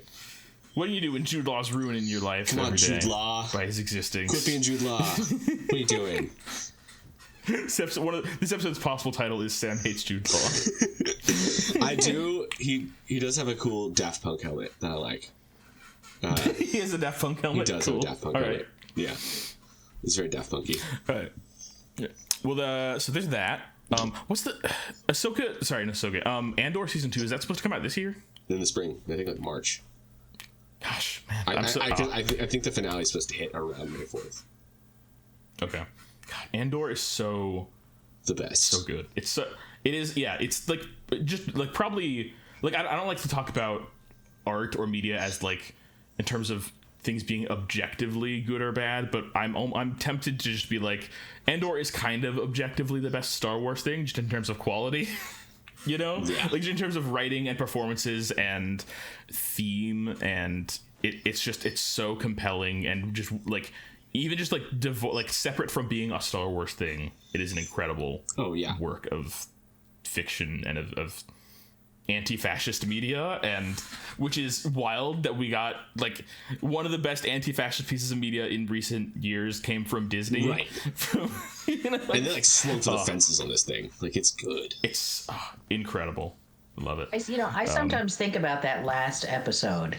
I mean, more than I think of other episodes of anything, I, sometimes think about how sort of operatic it was, all of these things coming together, and this funeral, and and Marwa just Andor's tremendous. Speech and everything. Yeah. Incredible. Yeah. All right. So there's that. And then one bit of Star Wars news that we got just over the last couple days is, so Ray Stevenson, who played Baylan Skoll in Ahsoka and unfortunately passed away since then, they just announced that they are going to be recasting his character for Ahsoka Season 2. It's going to be Rory McCann, who played the Hound in Game of Thrones, which I've never seen Game of Thrones, but people seem to think that this is good casting, so that's... I heard that apparently this guy was friends with Ray Stevenson. That they were friends in real life. And so it's kind of... I think, because wasn't Ray Stevenson... I think Ray Stevenson was in Game of Thrones also. Was he? I don't know. I also don't know. I feel all like... I know is I saw that somebody, like some like... someone on social media who like comments on like Hollywood for a living. They're like, it's really cool that like this guy is getting to take on the mantle of his friend's role. That is cool. Yeah. Yeah. I'm just googling it real quick to see if Ray Stevenson was in And they do kind of look like a little bit. Yeah, like it fits. It does. Yeah. Let's see. Ray Stevenson.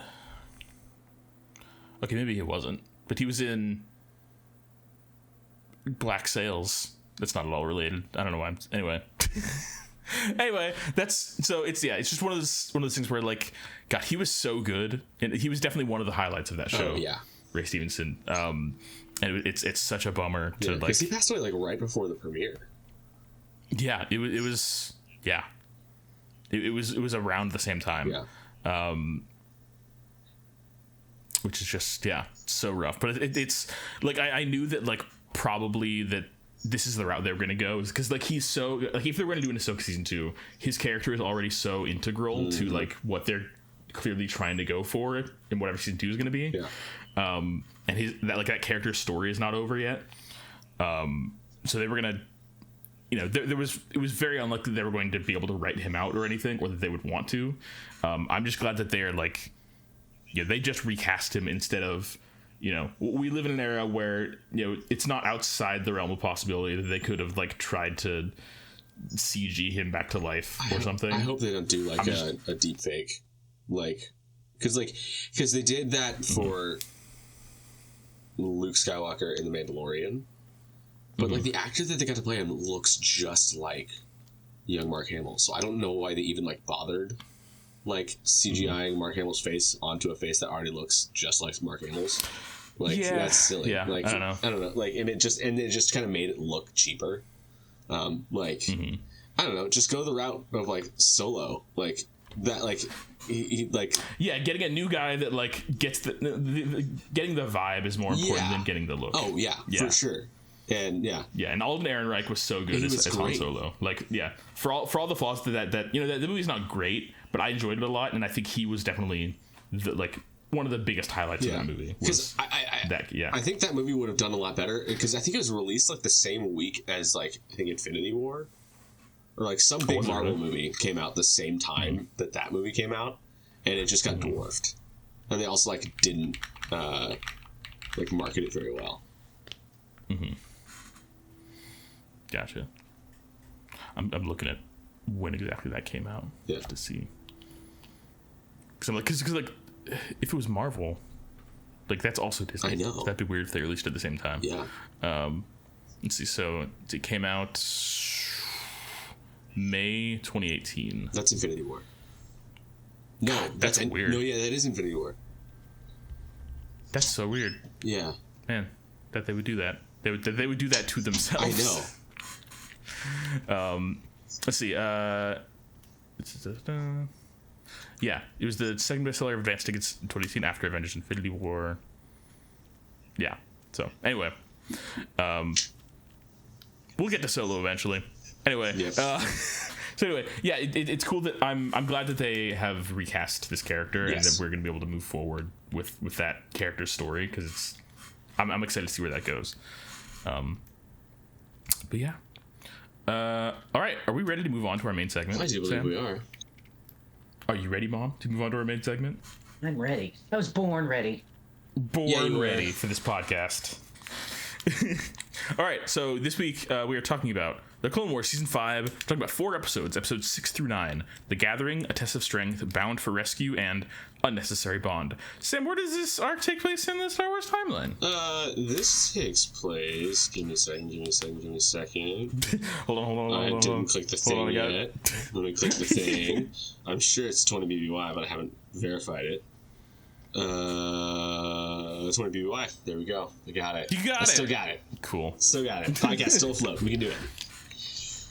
All right, Sam. You want to take us through the moral and the summary of this first episode? Well, sure.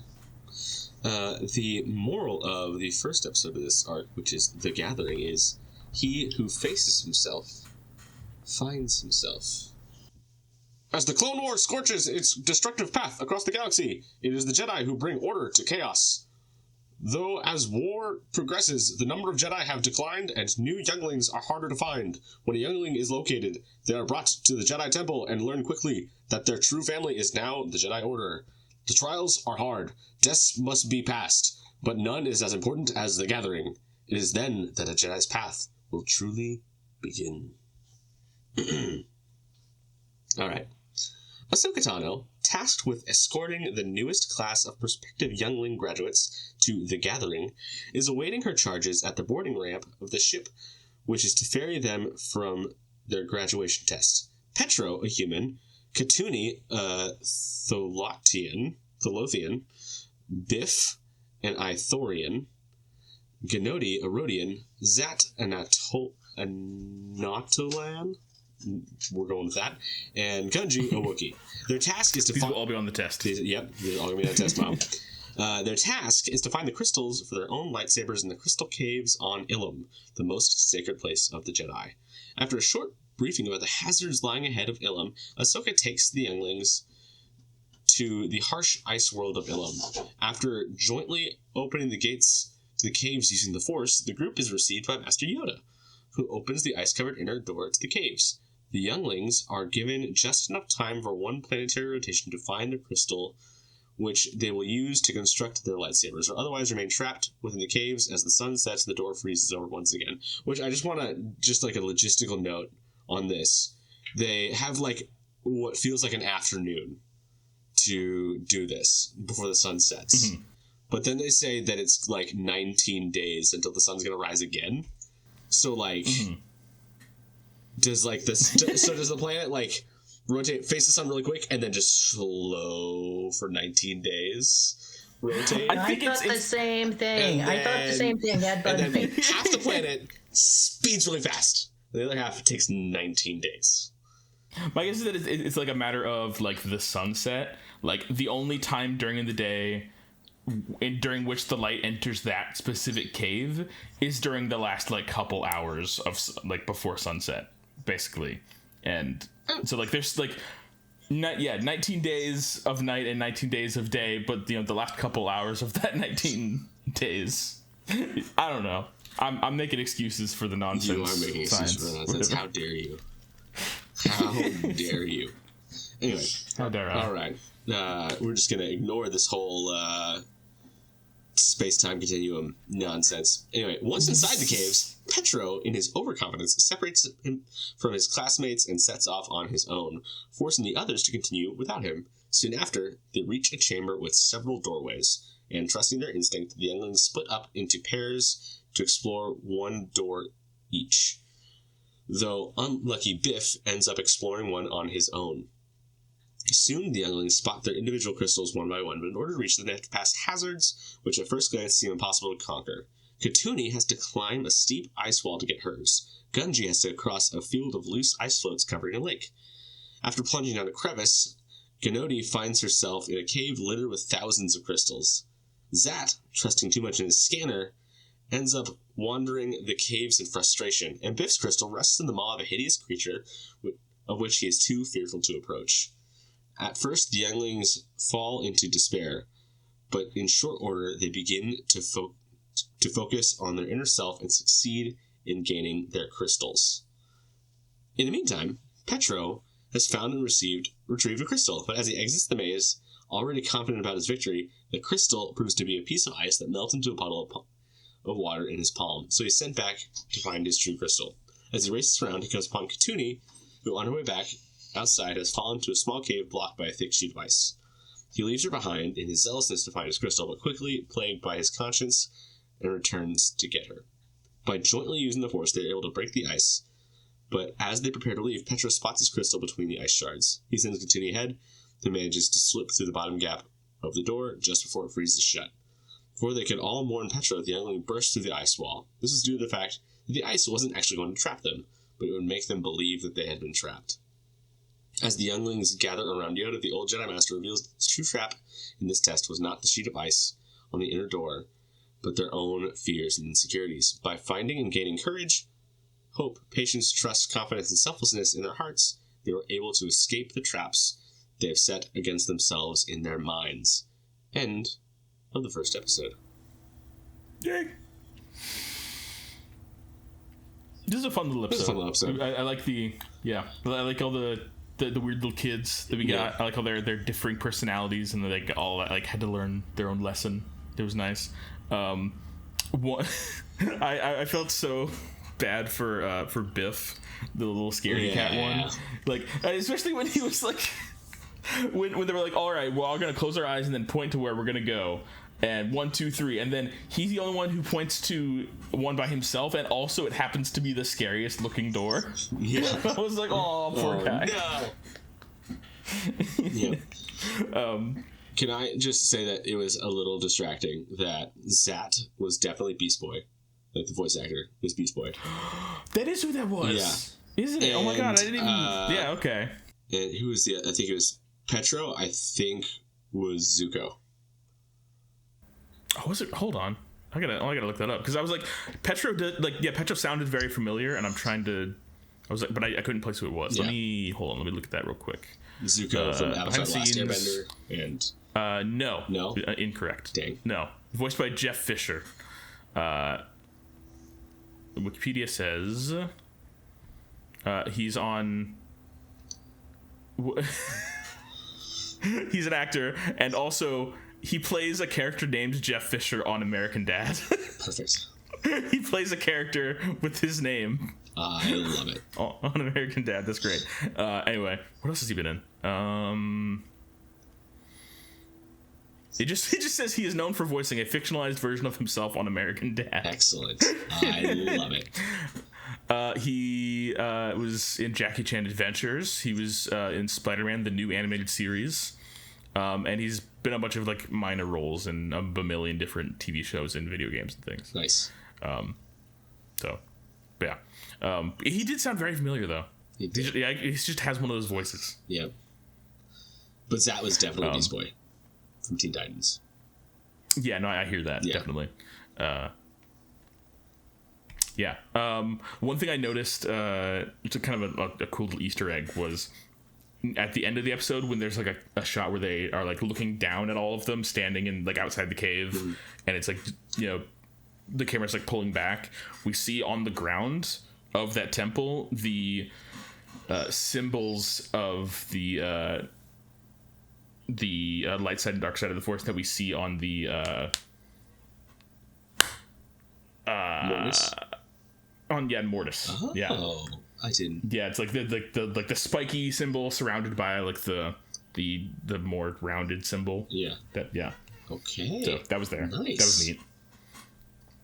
Love it. Yeah. Mom, do you have any thoughts in your notes about this episode? I did take notes. I did say this is giving Skeleton Crew vibes. You know, the kids, and there was one girl with I know I'm not going to say this right, but you know they all have different. The aliens have different kind of hair and head, whatever. Yeah. And the girl who had like to me they look like water balloons hanging off of the back of her head. Sure. You know, sure, right? Yes. Right. She had that look of like I'm the smart girl and I know what's going on, but you know she gets her comeuppance a little bit. Yeah. And that reminded me of the skeleton Crew. And then when the cocky kid, I don't remember all the names, but the cocky kid goes in and he's the first one to find his crystal. Yeah. And I remember thinking, are you sure that's crystal? Or is that just ice? And I was right. Then I thought, my next thought was, because if it's just ice, it's going to melt, and then all you're going to have is squirt gun. It's just, you know, you don't get a lightsaber. You don't get a lightsaber. You get a super soaker. Nope, just squirt gun.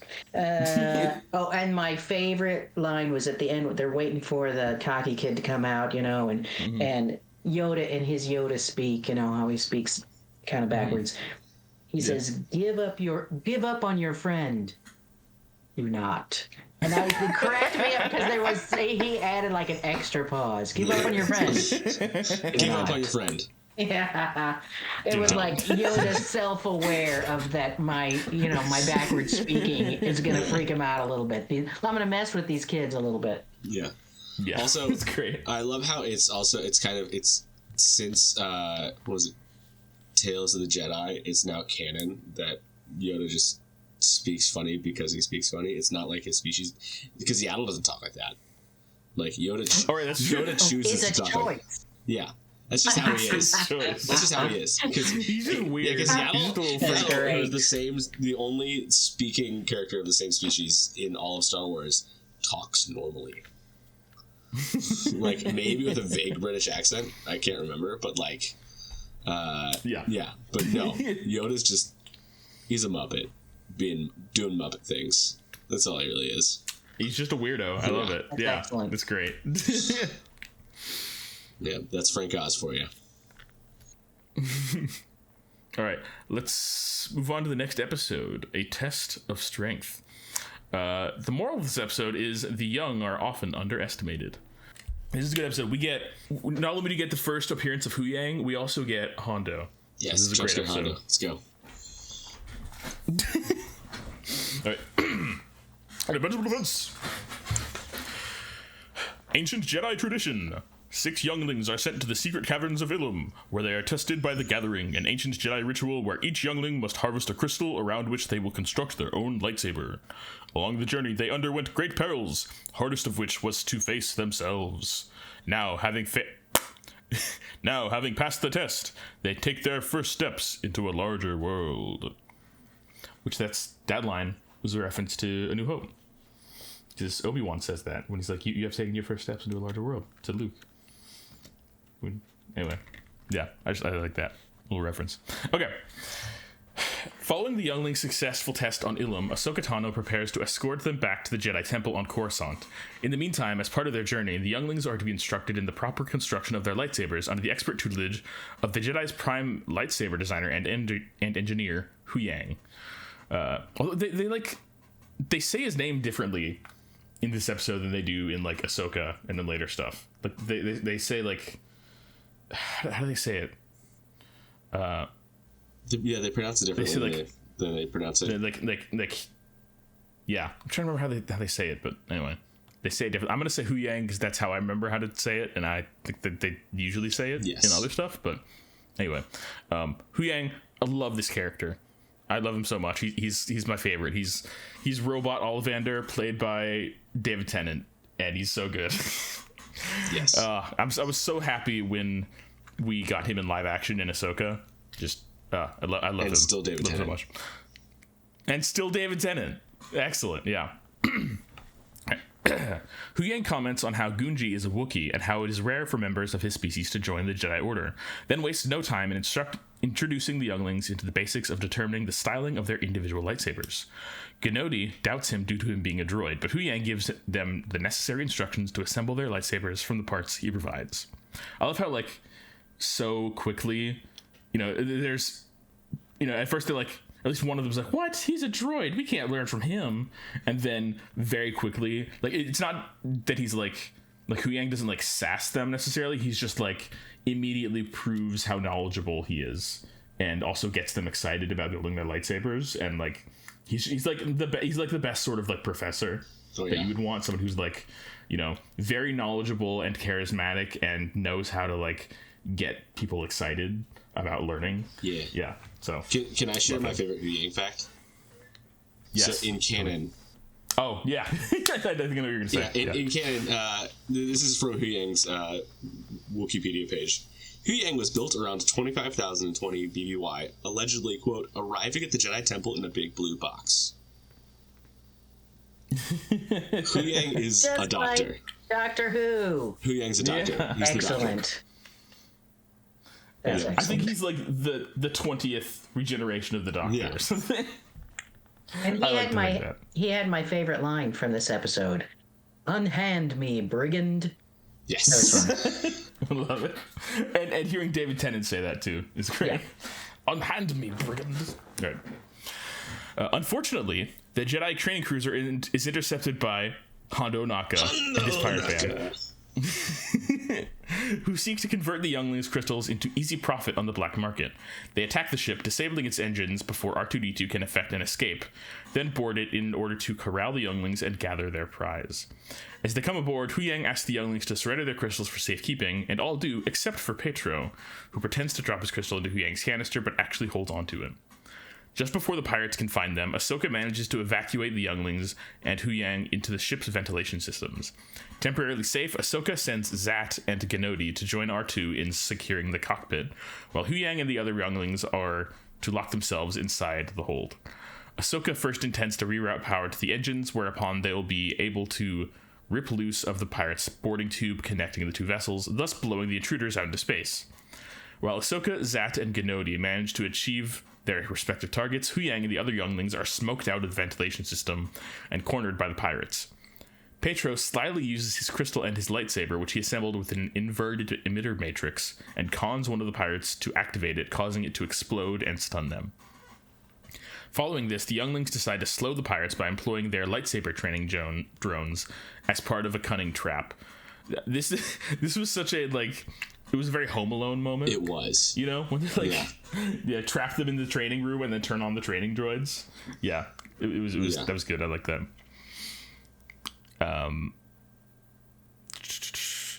They managed to kill 2 pirates this way, but just before the safety of the hold, they run into Onaka himself. Alerted by Zat and Gnodi, Ahsoka arrives just in the nick of time to engage the pirates in a duel, allowing the younglings and a damaged Hu Yang to escape to safety.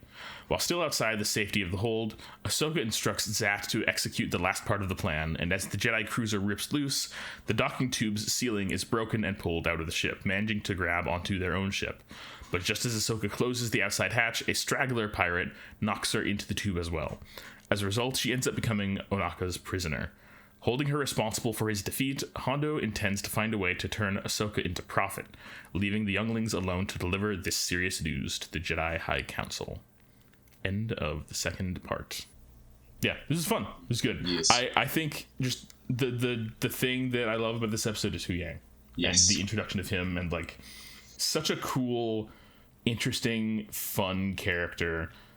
Performed amazingly because it's David Tennant and he can do no wrong.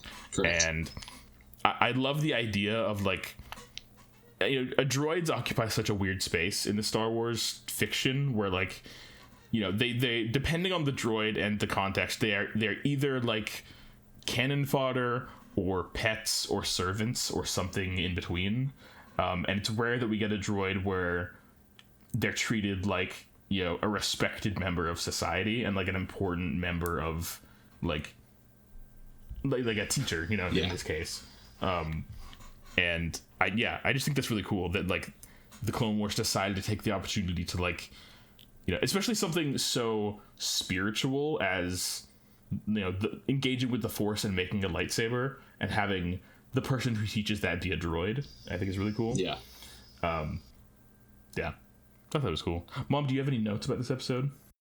I do. We talked about most of them, but the one thing that I thought was kind of small but really interesting was that the Wookiee Jedi kid, his lightsaber handle was wood. Mm-hmm. And do we have any other characters who have wood-handled lightsabers, or is that a new thing? It's definitely very rare. Like, there are definitely, I think, probably other characters in canon who have had those, but this is probably the most prominent instance of, like, talking about it. Yeah. I wonder if Cal Naka did from the Acolyte. Oh, maybe. Yeah, Cal Naka and the Acolyte.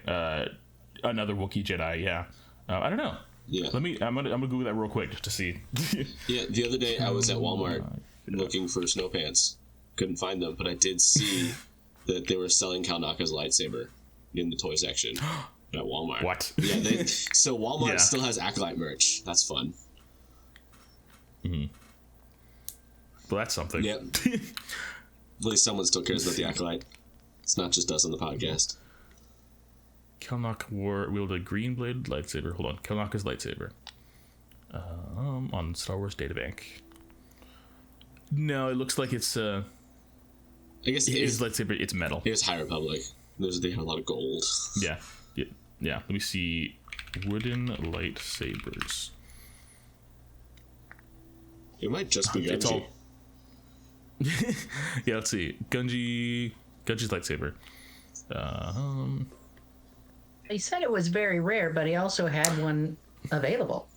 Yeah. He had the wood available, yeah. But also he's been in there for 1,000 years or whatever. So he's got leftovers from 25,000 years is literally this is the 25,000th anniversary of Hu Yang showing up is 20 PBY. Congratulations, Hu Yang. Yeah. I'm just trying to. Yeah, I can't see any. I'm not immediately finding anything about other, like. Then he's probably the only one. Lightsabers. Yeah, which is super cool. I love that. Yeah. In the Star Wars Jedi video games, there are like customization options for like one of the things they let you do in the game is customize your lightsaber. You can customize like the look of it and the shape of it and the color of the blade, but you can also customize materials and you can use wood, which is cool. Okay, I have a lightsaber question. Yes. So these kids were going into the cavern to find their crystals, and correct me if I'm wrong, if I saw this, but it looked like to me all of the crystals were the same color.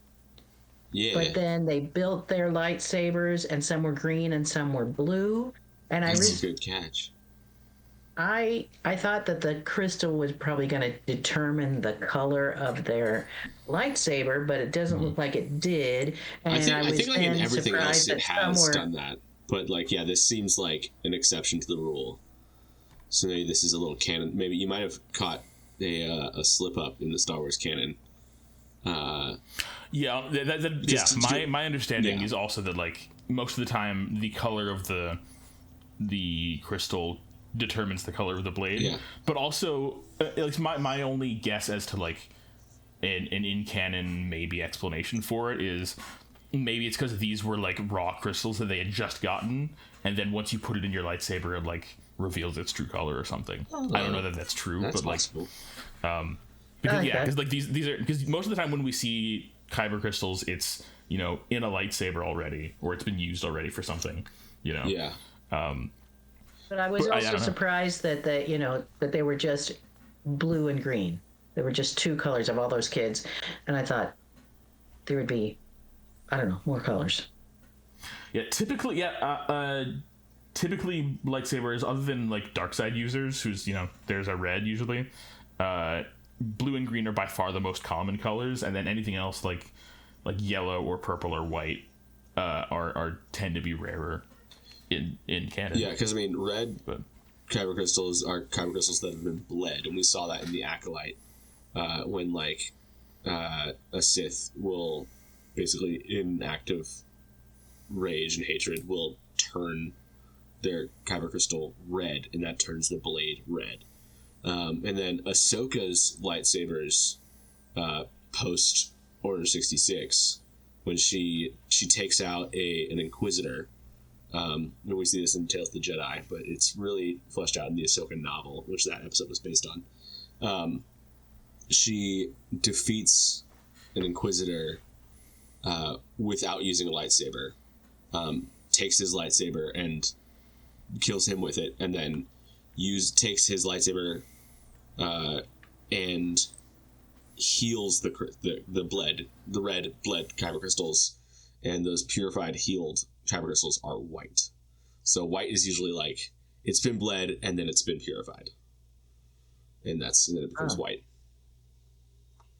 But but also like typically like yellow lightsabers were like for Jedi Temple Guards. Blue and green were for like Jedi Knights. But it's also like there are. It's weird because they're like none of them are like hard and fast rules, because the whole thing about like yellow lightsabers. For example, Jedi Temple Guards, their lightsabers are usually they're like lightsaber staffs, and they're usually yellow bladed. But also like Ahsoka, like in these episodes, Ahsoka's current lightsabers, one is green and one is yellow. So like so there's no like hard and fast rules for any of this. And like Baylan Skoll and Shin Hati's lightsabers were orange. Yeah. So that's different. So ultimately, it's Star Wars is not sci-fi; it's fantasy. So they can kind of do whatever they want. But yeah, I always like. But I like when there's reasons for things. Like when they've gone to the trouble to to make that world so real that there are reasons for the colors and reasons for that this crystal does that. And I appreciate that. Yeah. I appreciate that too. And I like there's a lot of like lore around the idea of symbolism of different lightsaber colors. And like different sort of personality traits associated with different colors. And I like that kind of stuff too. Yeah, these kind of things are like some of my favorite Star Wars stuff. It's just like learning the lore and logic that like is part of the world building of Star Wars. I love a good lightsaber. Yes. Anything, just lightsaber stuff. Just give me more lightsaber stuff. Coolest weapon in all of anything is a lightsaber. The coolest ever of all. Yes. Yeah. Okay. So that was that episode, right? We got through the whole thing. Yeah. Ahsoka's got captured. Yeah, she done did get got. All right. Do we want to, Mom? Would you like to read a plot summary for the next episode? If I can pull it up, because you sent me one, and I don't know how to get to the next one. I can give you the next one. Yeah, I'll grab the next one for you and send to you.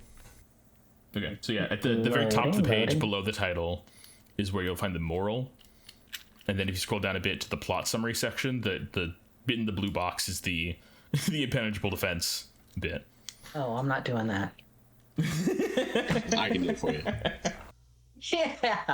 Yeah, okay, all right. So, bound for rescue. Yes. When we rescue others, we rescue ourselves. Whoa.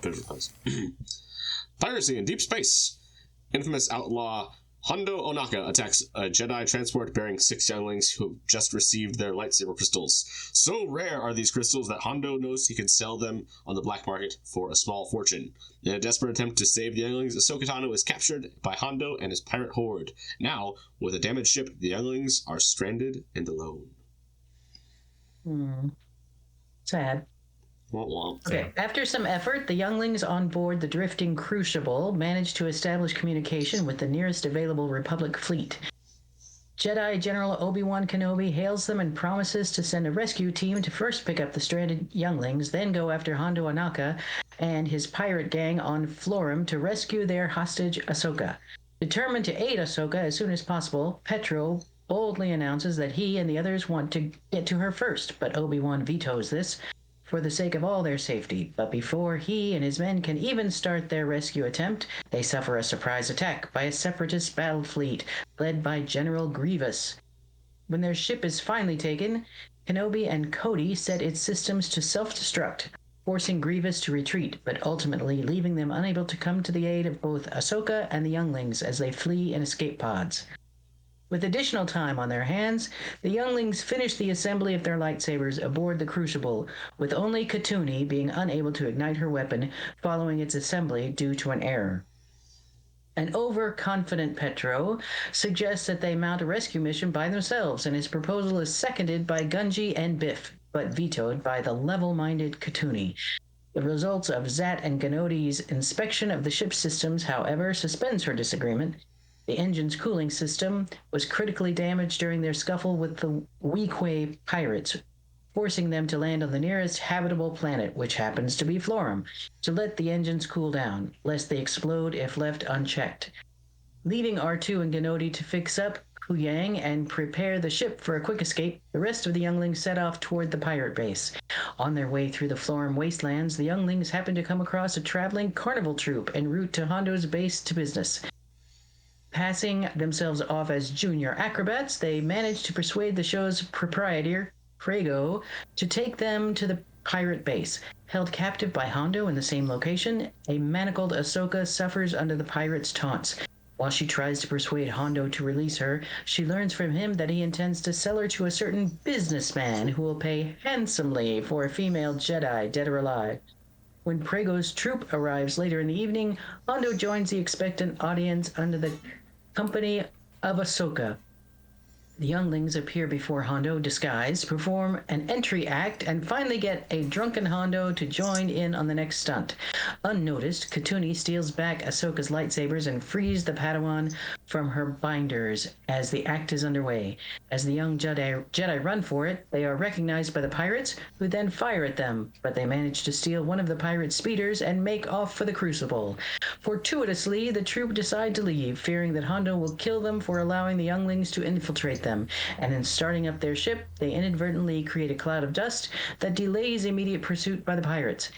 As the Jedi head back to their ship, Ahsoka expresses her gratitude to the younglings, admitting to them that, as her master had taught her, doing the right thing sometimes means bending the rules, and Petro contacts Ganodi and R2 to ready the ship for immediate takeoff. Yay! Yay! Yeah.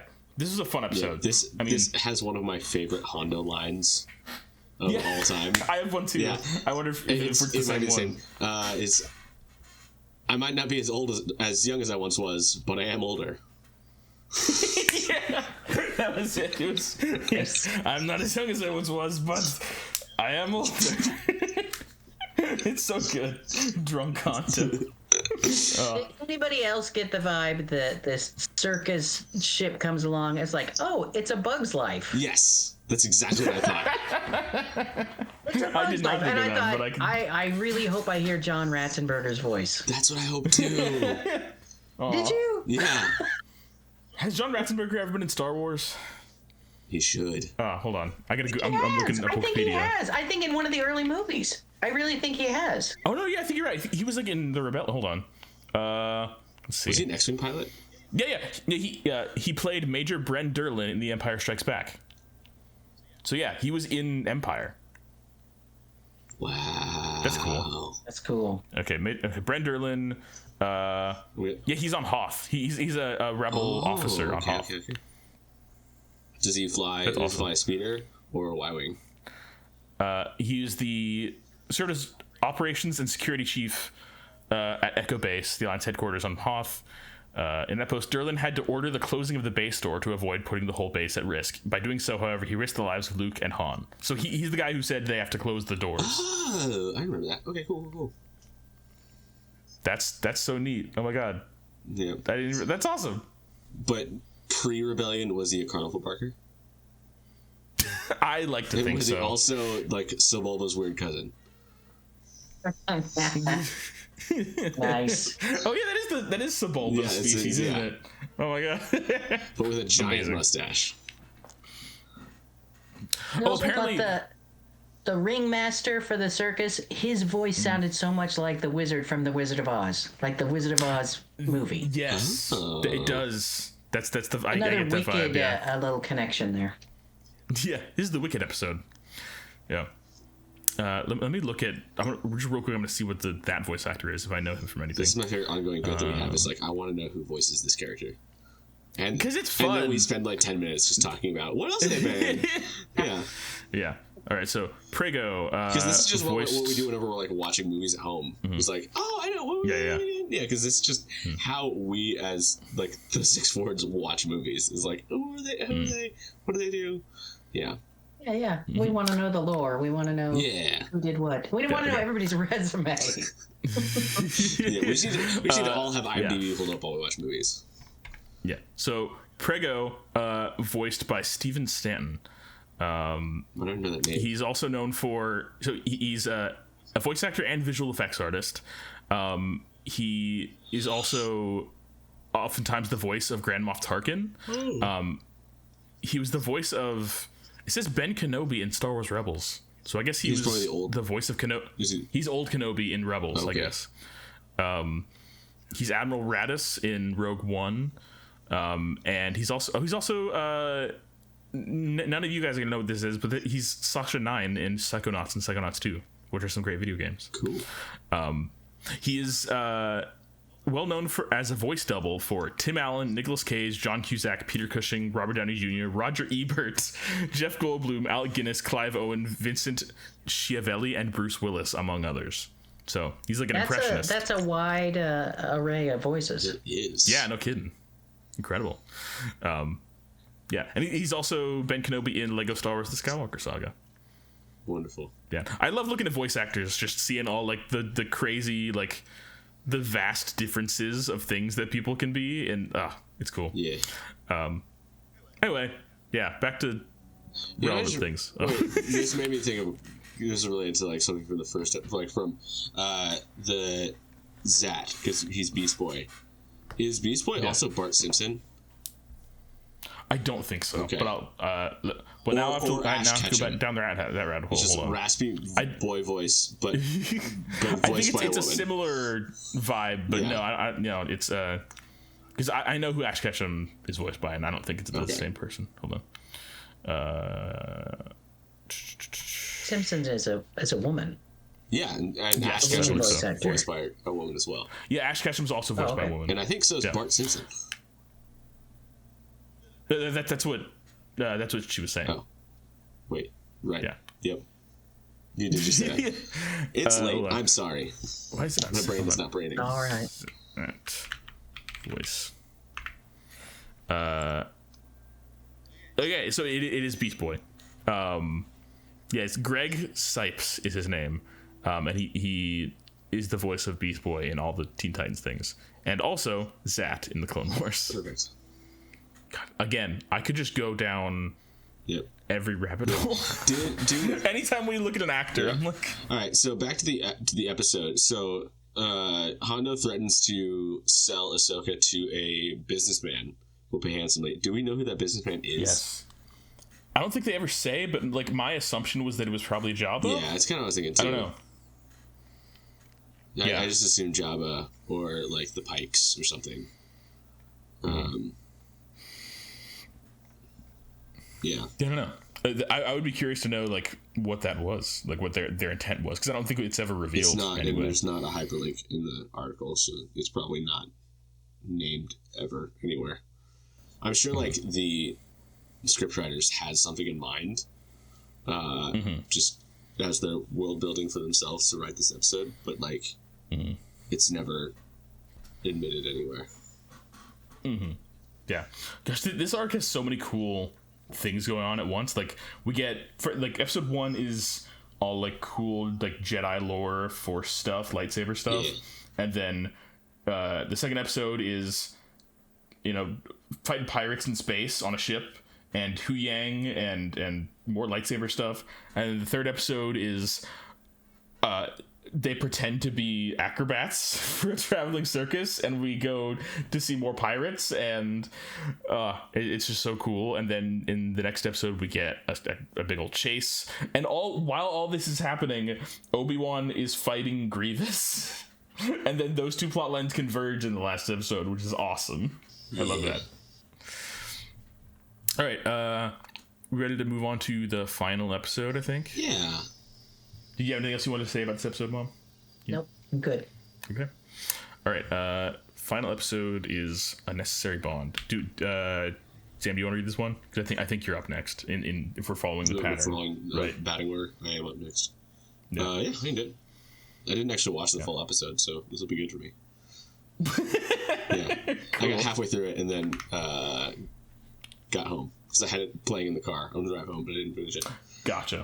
you've seen this episode before. I have seen it before. It's fun. But it's like when I watched the Clone Wars, like back when COVID hit. This is probably the last time I watched this. Yeah, it's been a bit, but it'll be fun. Yeah. All right, so the moral of A Necessary Bond, which takes place in 20 BBY, is choose your enemies wisely, as they may be your last hope. And impendable defense. Pursued by pirates! While on a rite of passage, 6 Jedi younglings and Ahsoka Tano are ambushed. While protecting the young Jedi, Ahsoka was captured by the nefarious Hondo Ohnaka and taken to the planet Florum. Marshalling their courage and training, the younglings infiltrated the pirate stronghold and rescued Ahsoka. Now we find our heroes in a race to their starship, with the pirates closing in. Ahsoka and her youngling rescuers haste to return to the Crucible with a team of Hondo Ohnaka's weak-way pirates inside a speeder, tank, and hot pursuit. After some frantic attempts, Petro finally manages to contact R2-D2 and Gnodi aboard their cruiser, who have just restored Hu Yang to an operative state minus his arms once more. We don't recognize him. He doesn't have his red arm. The 3 of them set out to aid their friends at once, and attempts to pick them up in a mid-run via the cruiser's boarding ramp. But in the midst of the evac attempt, their speeder races to a ravine, forcing Petro to turn about, leaving Biff and Gunji to hang precariously from the ramp. During a second attempt, however, the pirates managed to hit the cruiser's engines critically, forcing an immediate evacuation of the Crucible before it crashed down on the Florum Plains, taking the Jedi's ride with it. They're all then cuffed and taken prisoner on the pirates' tank. With the Jedi in shackles, the pirates return to their base only to suddenly find it being paid an unpleasant surprise visit by a separatist droid army under the command of General Grievous in person.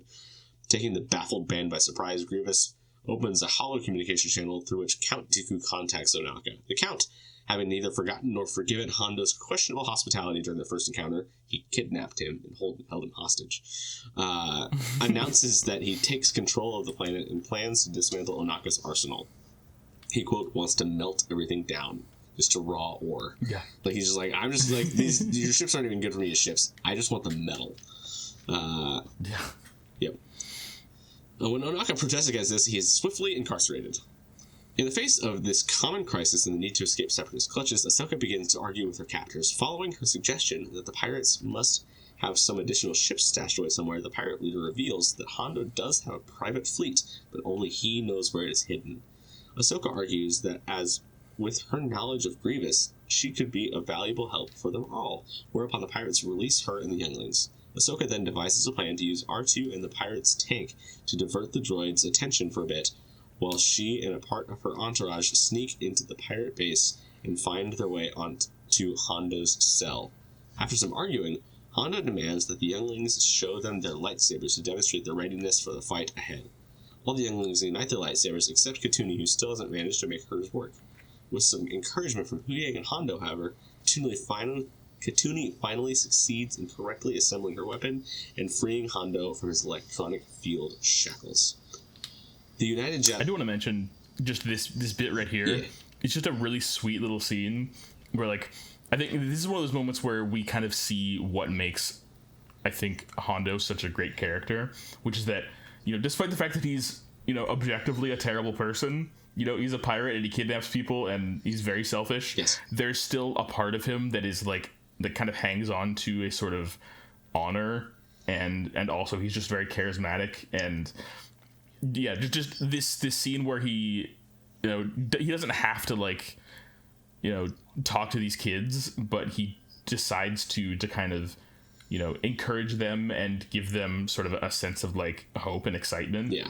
And, you know, and Ahsoka, like, asks him about it, and she's like, well, you didn't have to do that. Like, why did you, you know, what's the deal with all the show? And he's like, you know what, I sometimes like kids.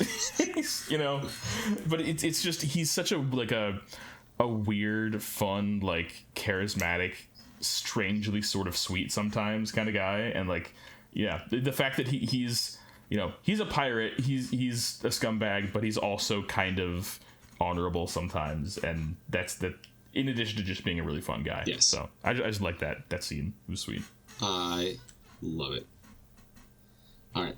The United Jedi and pirates proceed to liberate the rest of Hondo's men, but one droid manages to alert Grievous to their presence, and Grievous decides to cut the problem short by having his prison section leveled by his tanks. But their opposition manages to break out and flee the base with their remaining vehicles, whereupon Grievous and several STAPs give chase.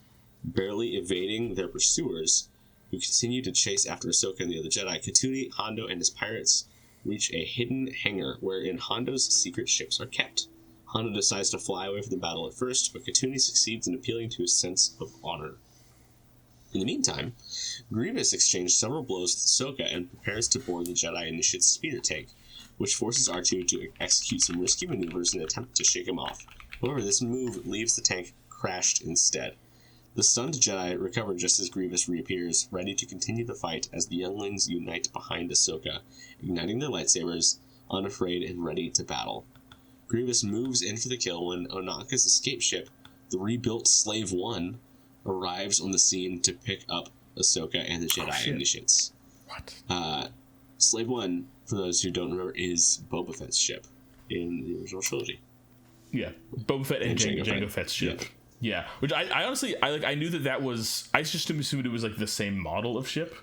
I didn't realize it was actually Slave One. That's really cool. Yeah, well, I think because Hondo is Boba's, like, mentor for a while, and so it makes sense. It makes sense that Boba gets his dad's ship back from Hondo eventually. So that's cool, and I like that we see, like, this sort of, like, repainted variant of it, where it's like it has different artwork and colors on it and stuff. Yeah. Like, it's neat. That's cool. I kind of want a Lego set of that version of it now. It'll be fun. Ahsoka sends the younglings to the craft and engages Grievous in combat to cover their escape. Although Ahsoka backflips, slashes, and utilizes the Force to gain an advantage, Grievous was more than a match, overpowering the Padawan through the implementation of his additional limbs and clawed feet. They fought with their lightsabers crossed until Grievous grabbed Ahsoka with his clawed feet, hurled her in the air, and smashed her down as he charged, his blades spinning rapidly as she kept rolling, before leaping onto her feet, and their blades meet.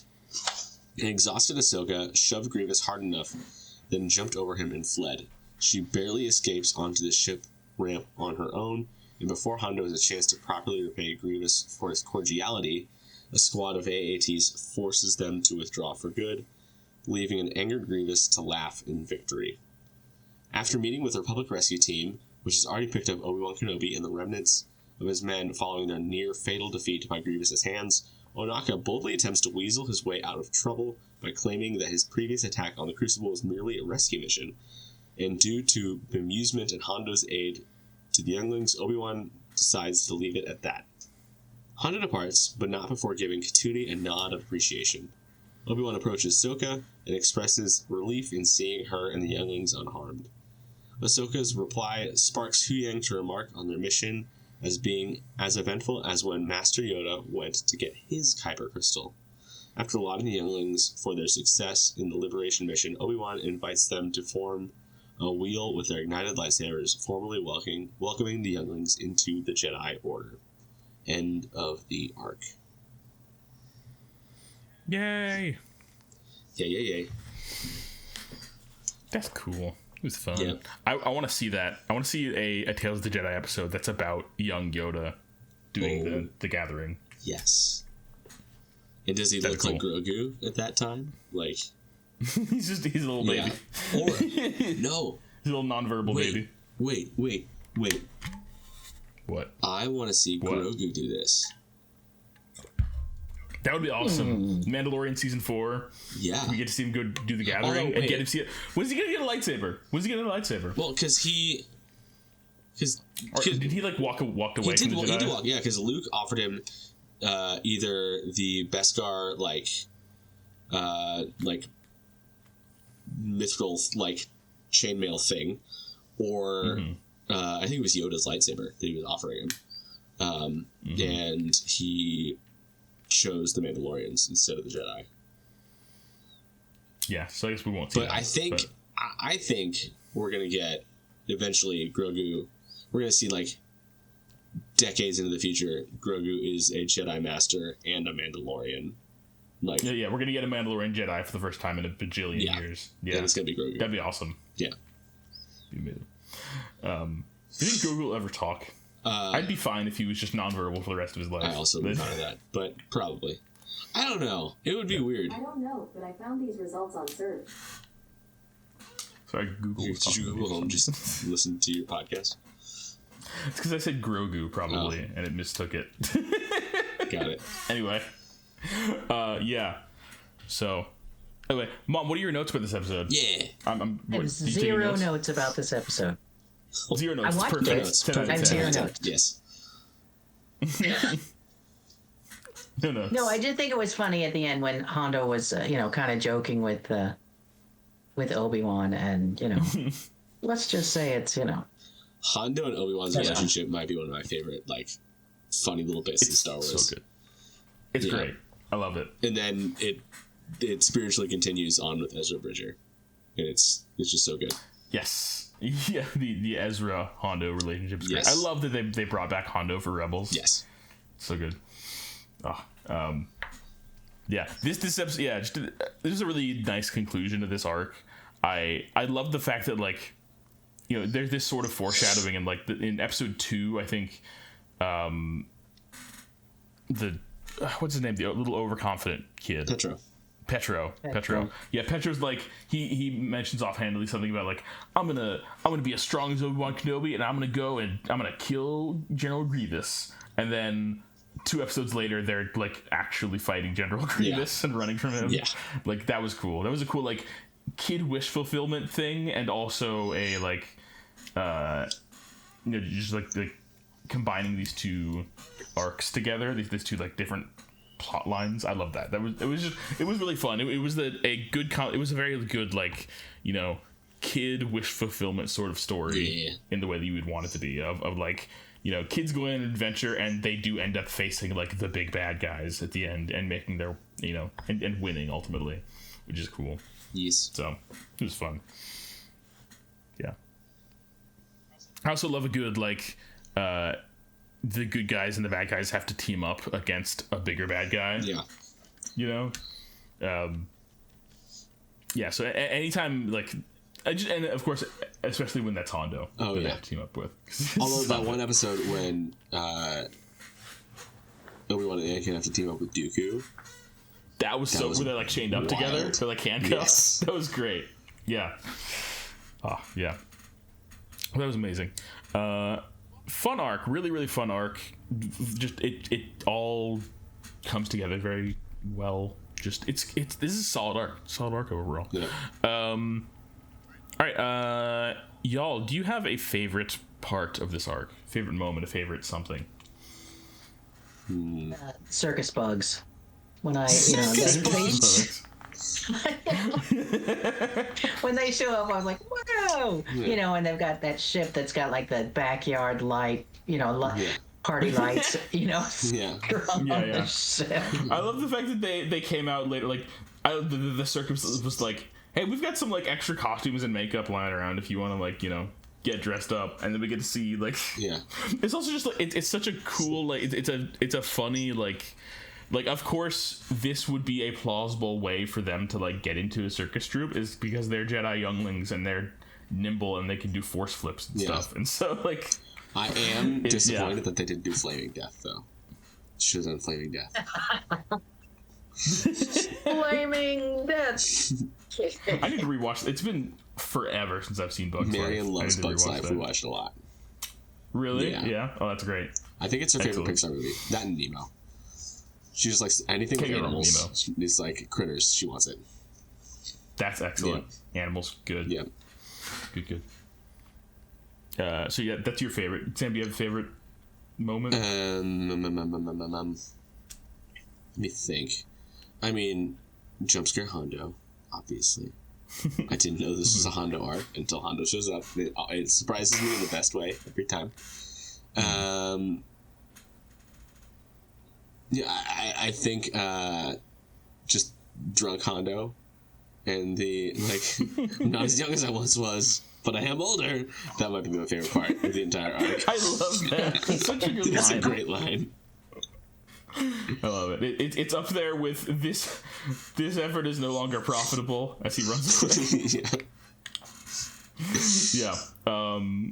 Love that. I think my favorite other than Drunk Hondo and that specific line, my favorite moment is just the introduction of Hu Yang. Oh, yeah. That initial sequence where we meet Hu Yang for the first time and he walks out and we get to see these younglings realize how cool Hu Yang is, and we get to see him go through all his drawers and talk about this encyclopedic knowledge he has of thousands and thousands of years and generations of Jedi, and such a cool character. And then we get to see him. We get to have him for the rest of this arc, and we get to see him with his arms off and also with his head flown off, and it gives C-3PO in Empire Strikes Back vibes when he loses his head, or also in Attack of the Clones. Yeah.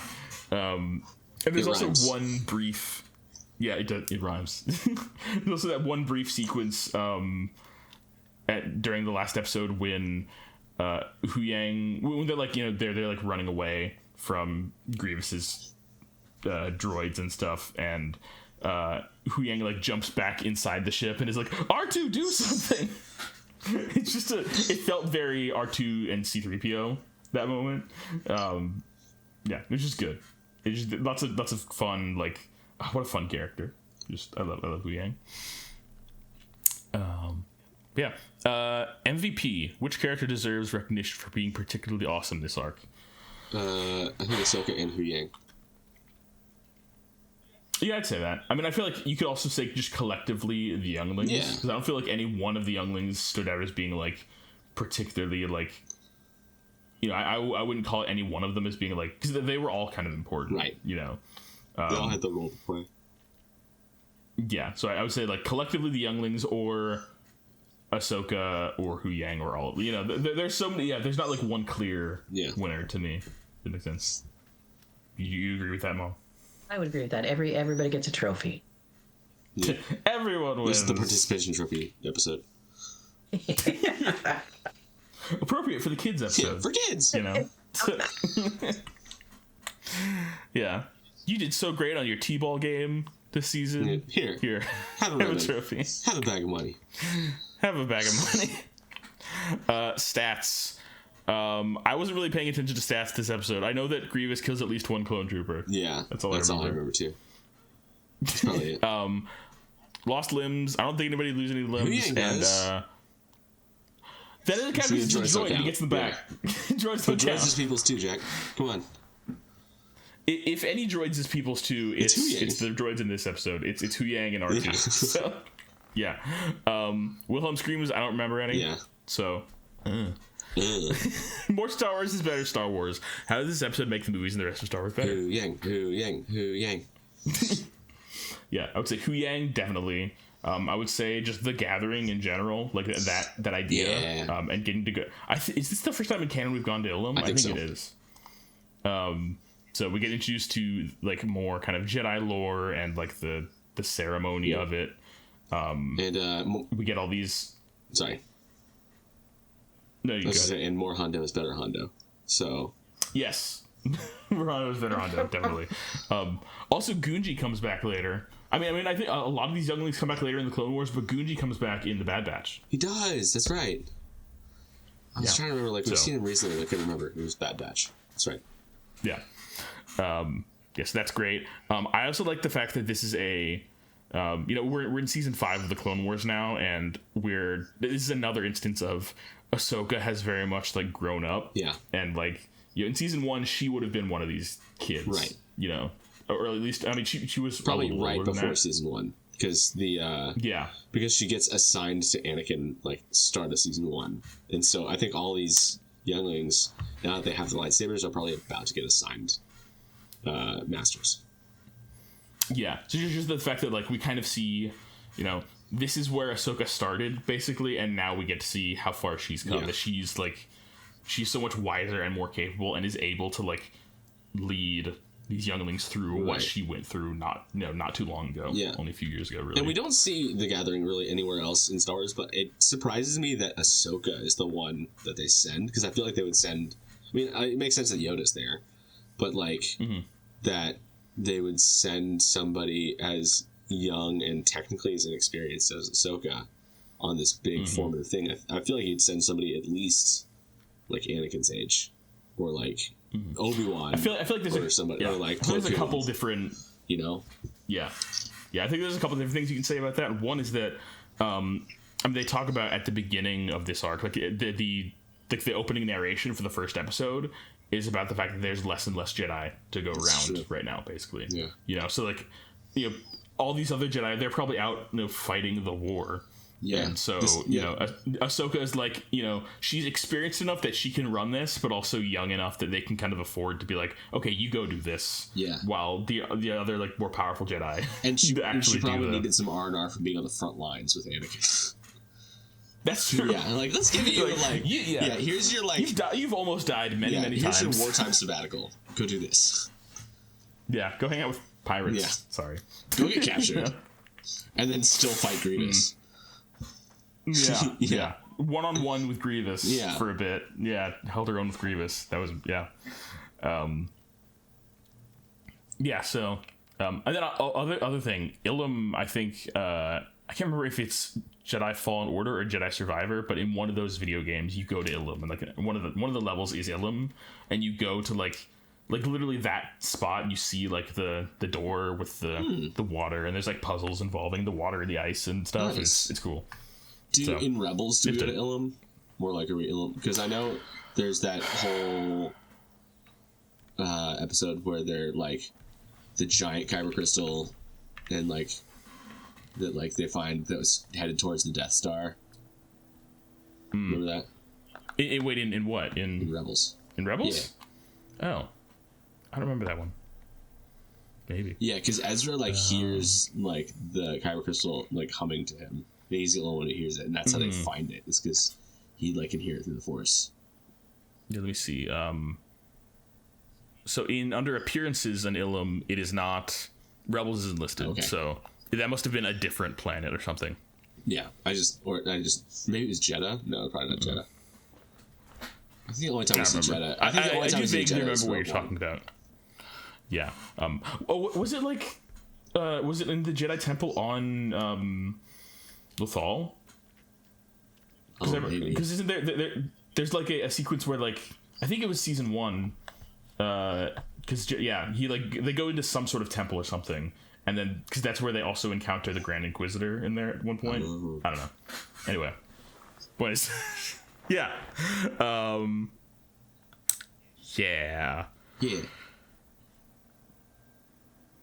So that's that. Huyang and Ahsoka doing cool adult stuff, mature stuff, and all grown up.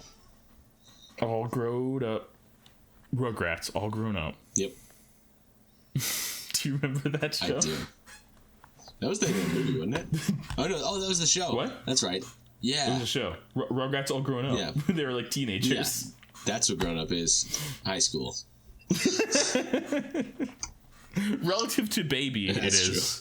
I feel like that's reasonable. Yeah. Anyway, Mom, did you have any closing thoughts about this arc? Anything that you wanted to say, or that you especially loved or didn't like, or anything? Well, I enjoyed it. I thought it was fun, seeing the kids and the, kind of sort of a behind the scenes, how does a Jedi become a Jedi, and what are the steps and what are the rights, the rights of it, and yeah, that was fun. That's my 2 cents. I like it. I'll take it. It's a good 2 cents. I'll take those. I'll take those 2 pennies. You have to give one And to. you have to give one of those to Harry Bailey. Dang. Harry Bailey, we owe you so much. I guess you can have a penny. I already gave you $1. What's a penny? Anyway. It's $150. Well, thanks for joining us, Mom. This was delightful. I'm so glad we got to have you It finally. was so fun. It was really fun to hang out with you guys and do this. And I feel a little bit, out of my element. You guys know so much, but it was fun. Really fun. Yeah. Always. We'd love to have you again sometime. Yes. Sure. Yay. You know where to find me. Do we? I mean, yeah, I guess we do. Well, Yeah. unless I go undercover somewhere. Ooh. Undercover? To do what? You guys undercover. Oh. Right. This is like Spy Kids. Did you not know that your mom is a spy? What? That's whoa, man. Yeah. Well, thank you all for joining us again on this episode of This is the first episode we were recording in 2025, Indeed. so it's gonna be another good year. I'm excited to get back into the swing of things because we took like a month and a half long hiatus basically. The holidays. For the holidays, yeah. I've still got like 4 more episodes I gotta edit, but I did just put out one like just prior to us starting this recording. Yeah, I got the another one notification literally as I was putting on my computer to record this podcast. Yeah. So, but yeah, happy 2025, everybody. Have a good year. Enjoy your spice. Yep, as one does. I believe we have voicemail. We have a voicemail. Yeah. Okay. Let's see. Hi, Sam. I think this was for the Star Wars podcast, but it is December 31st, the end of the year.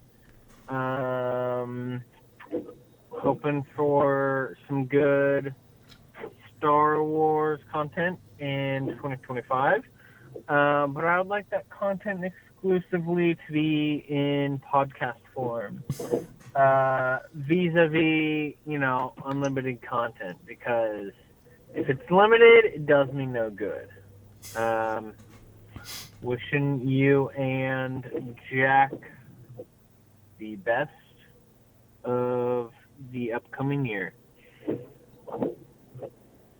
Well, cool. Thanks, Jason. Happy New Year. Happy New Year's. We'll make sure to give you all of the content that we can muster in podcast form. We'll strive to put no limits on this content. That is a dedicated fan. It is. Yes. Yeah. So the reason it was kind of awkward at the beginning of the voicemail is because so I think the Google Voice number is like not working as well as it used to, because it just forwards straight to my phone, and then like just goes to my voicemail on my phone. So it's not even like so like it's just like an outside number that just goes. So like you don't even hear the unlimited content like voicemail greeting. I think it's just Sam's phone's voicemail. And so he's like kind of thrown off. Like I think this is the unlimited because it's just my voicemail. Yeah. And and then I was like out walking on my route when he called, and so I was like, and I like didn't see who it was, so I just answered it. I was like, hello. And I was like, oh, I was trying to leave you a voicemail for the podcast. Like, oh, sorry. I'll hang up and you can call again. Yeah. We run a tight ship here in the content. Very, it's a professional very production. professional and efficient. Yep. Right, well, thanks again, Jason. Happy New Year. And if you would like to leave some voicemails for us, you can do so at 512-850-6653, and we might feature your comments, questions, corrections on the podcast. Join us next time when we'll be talking about something. I got it. Bring it up. Well, no. I got it. When you're watching The Clone Wars, Season 5, Episode 10, Secret Weapons, and Episode 11, A Sunny Day in the Void. Oh, these are the weird droid episodes. Oh boy. Oh, these are the weird droid episodes. These are the ones that are these are George Lucas's favorite episodes of The Clone Wars. Really? Did you know that? He likes the weird droid arc. I wonder if we can get him on the podcast. Can you get him as a guest? You both said the same thing at the same time. Maybe think we can get George on the podcast. He listens, right? Talk to us.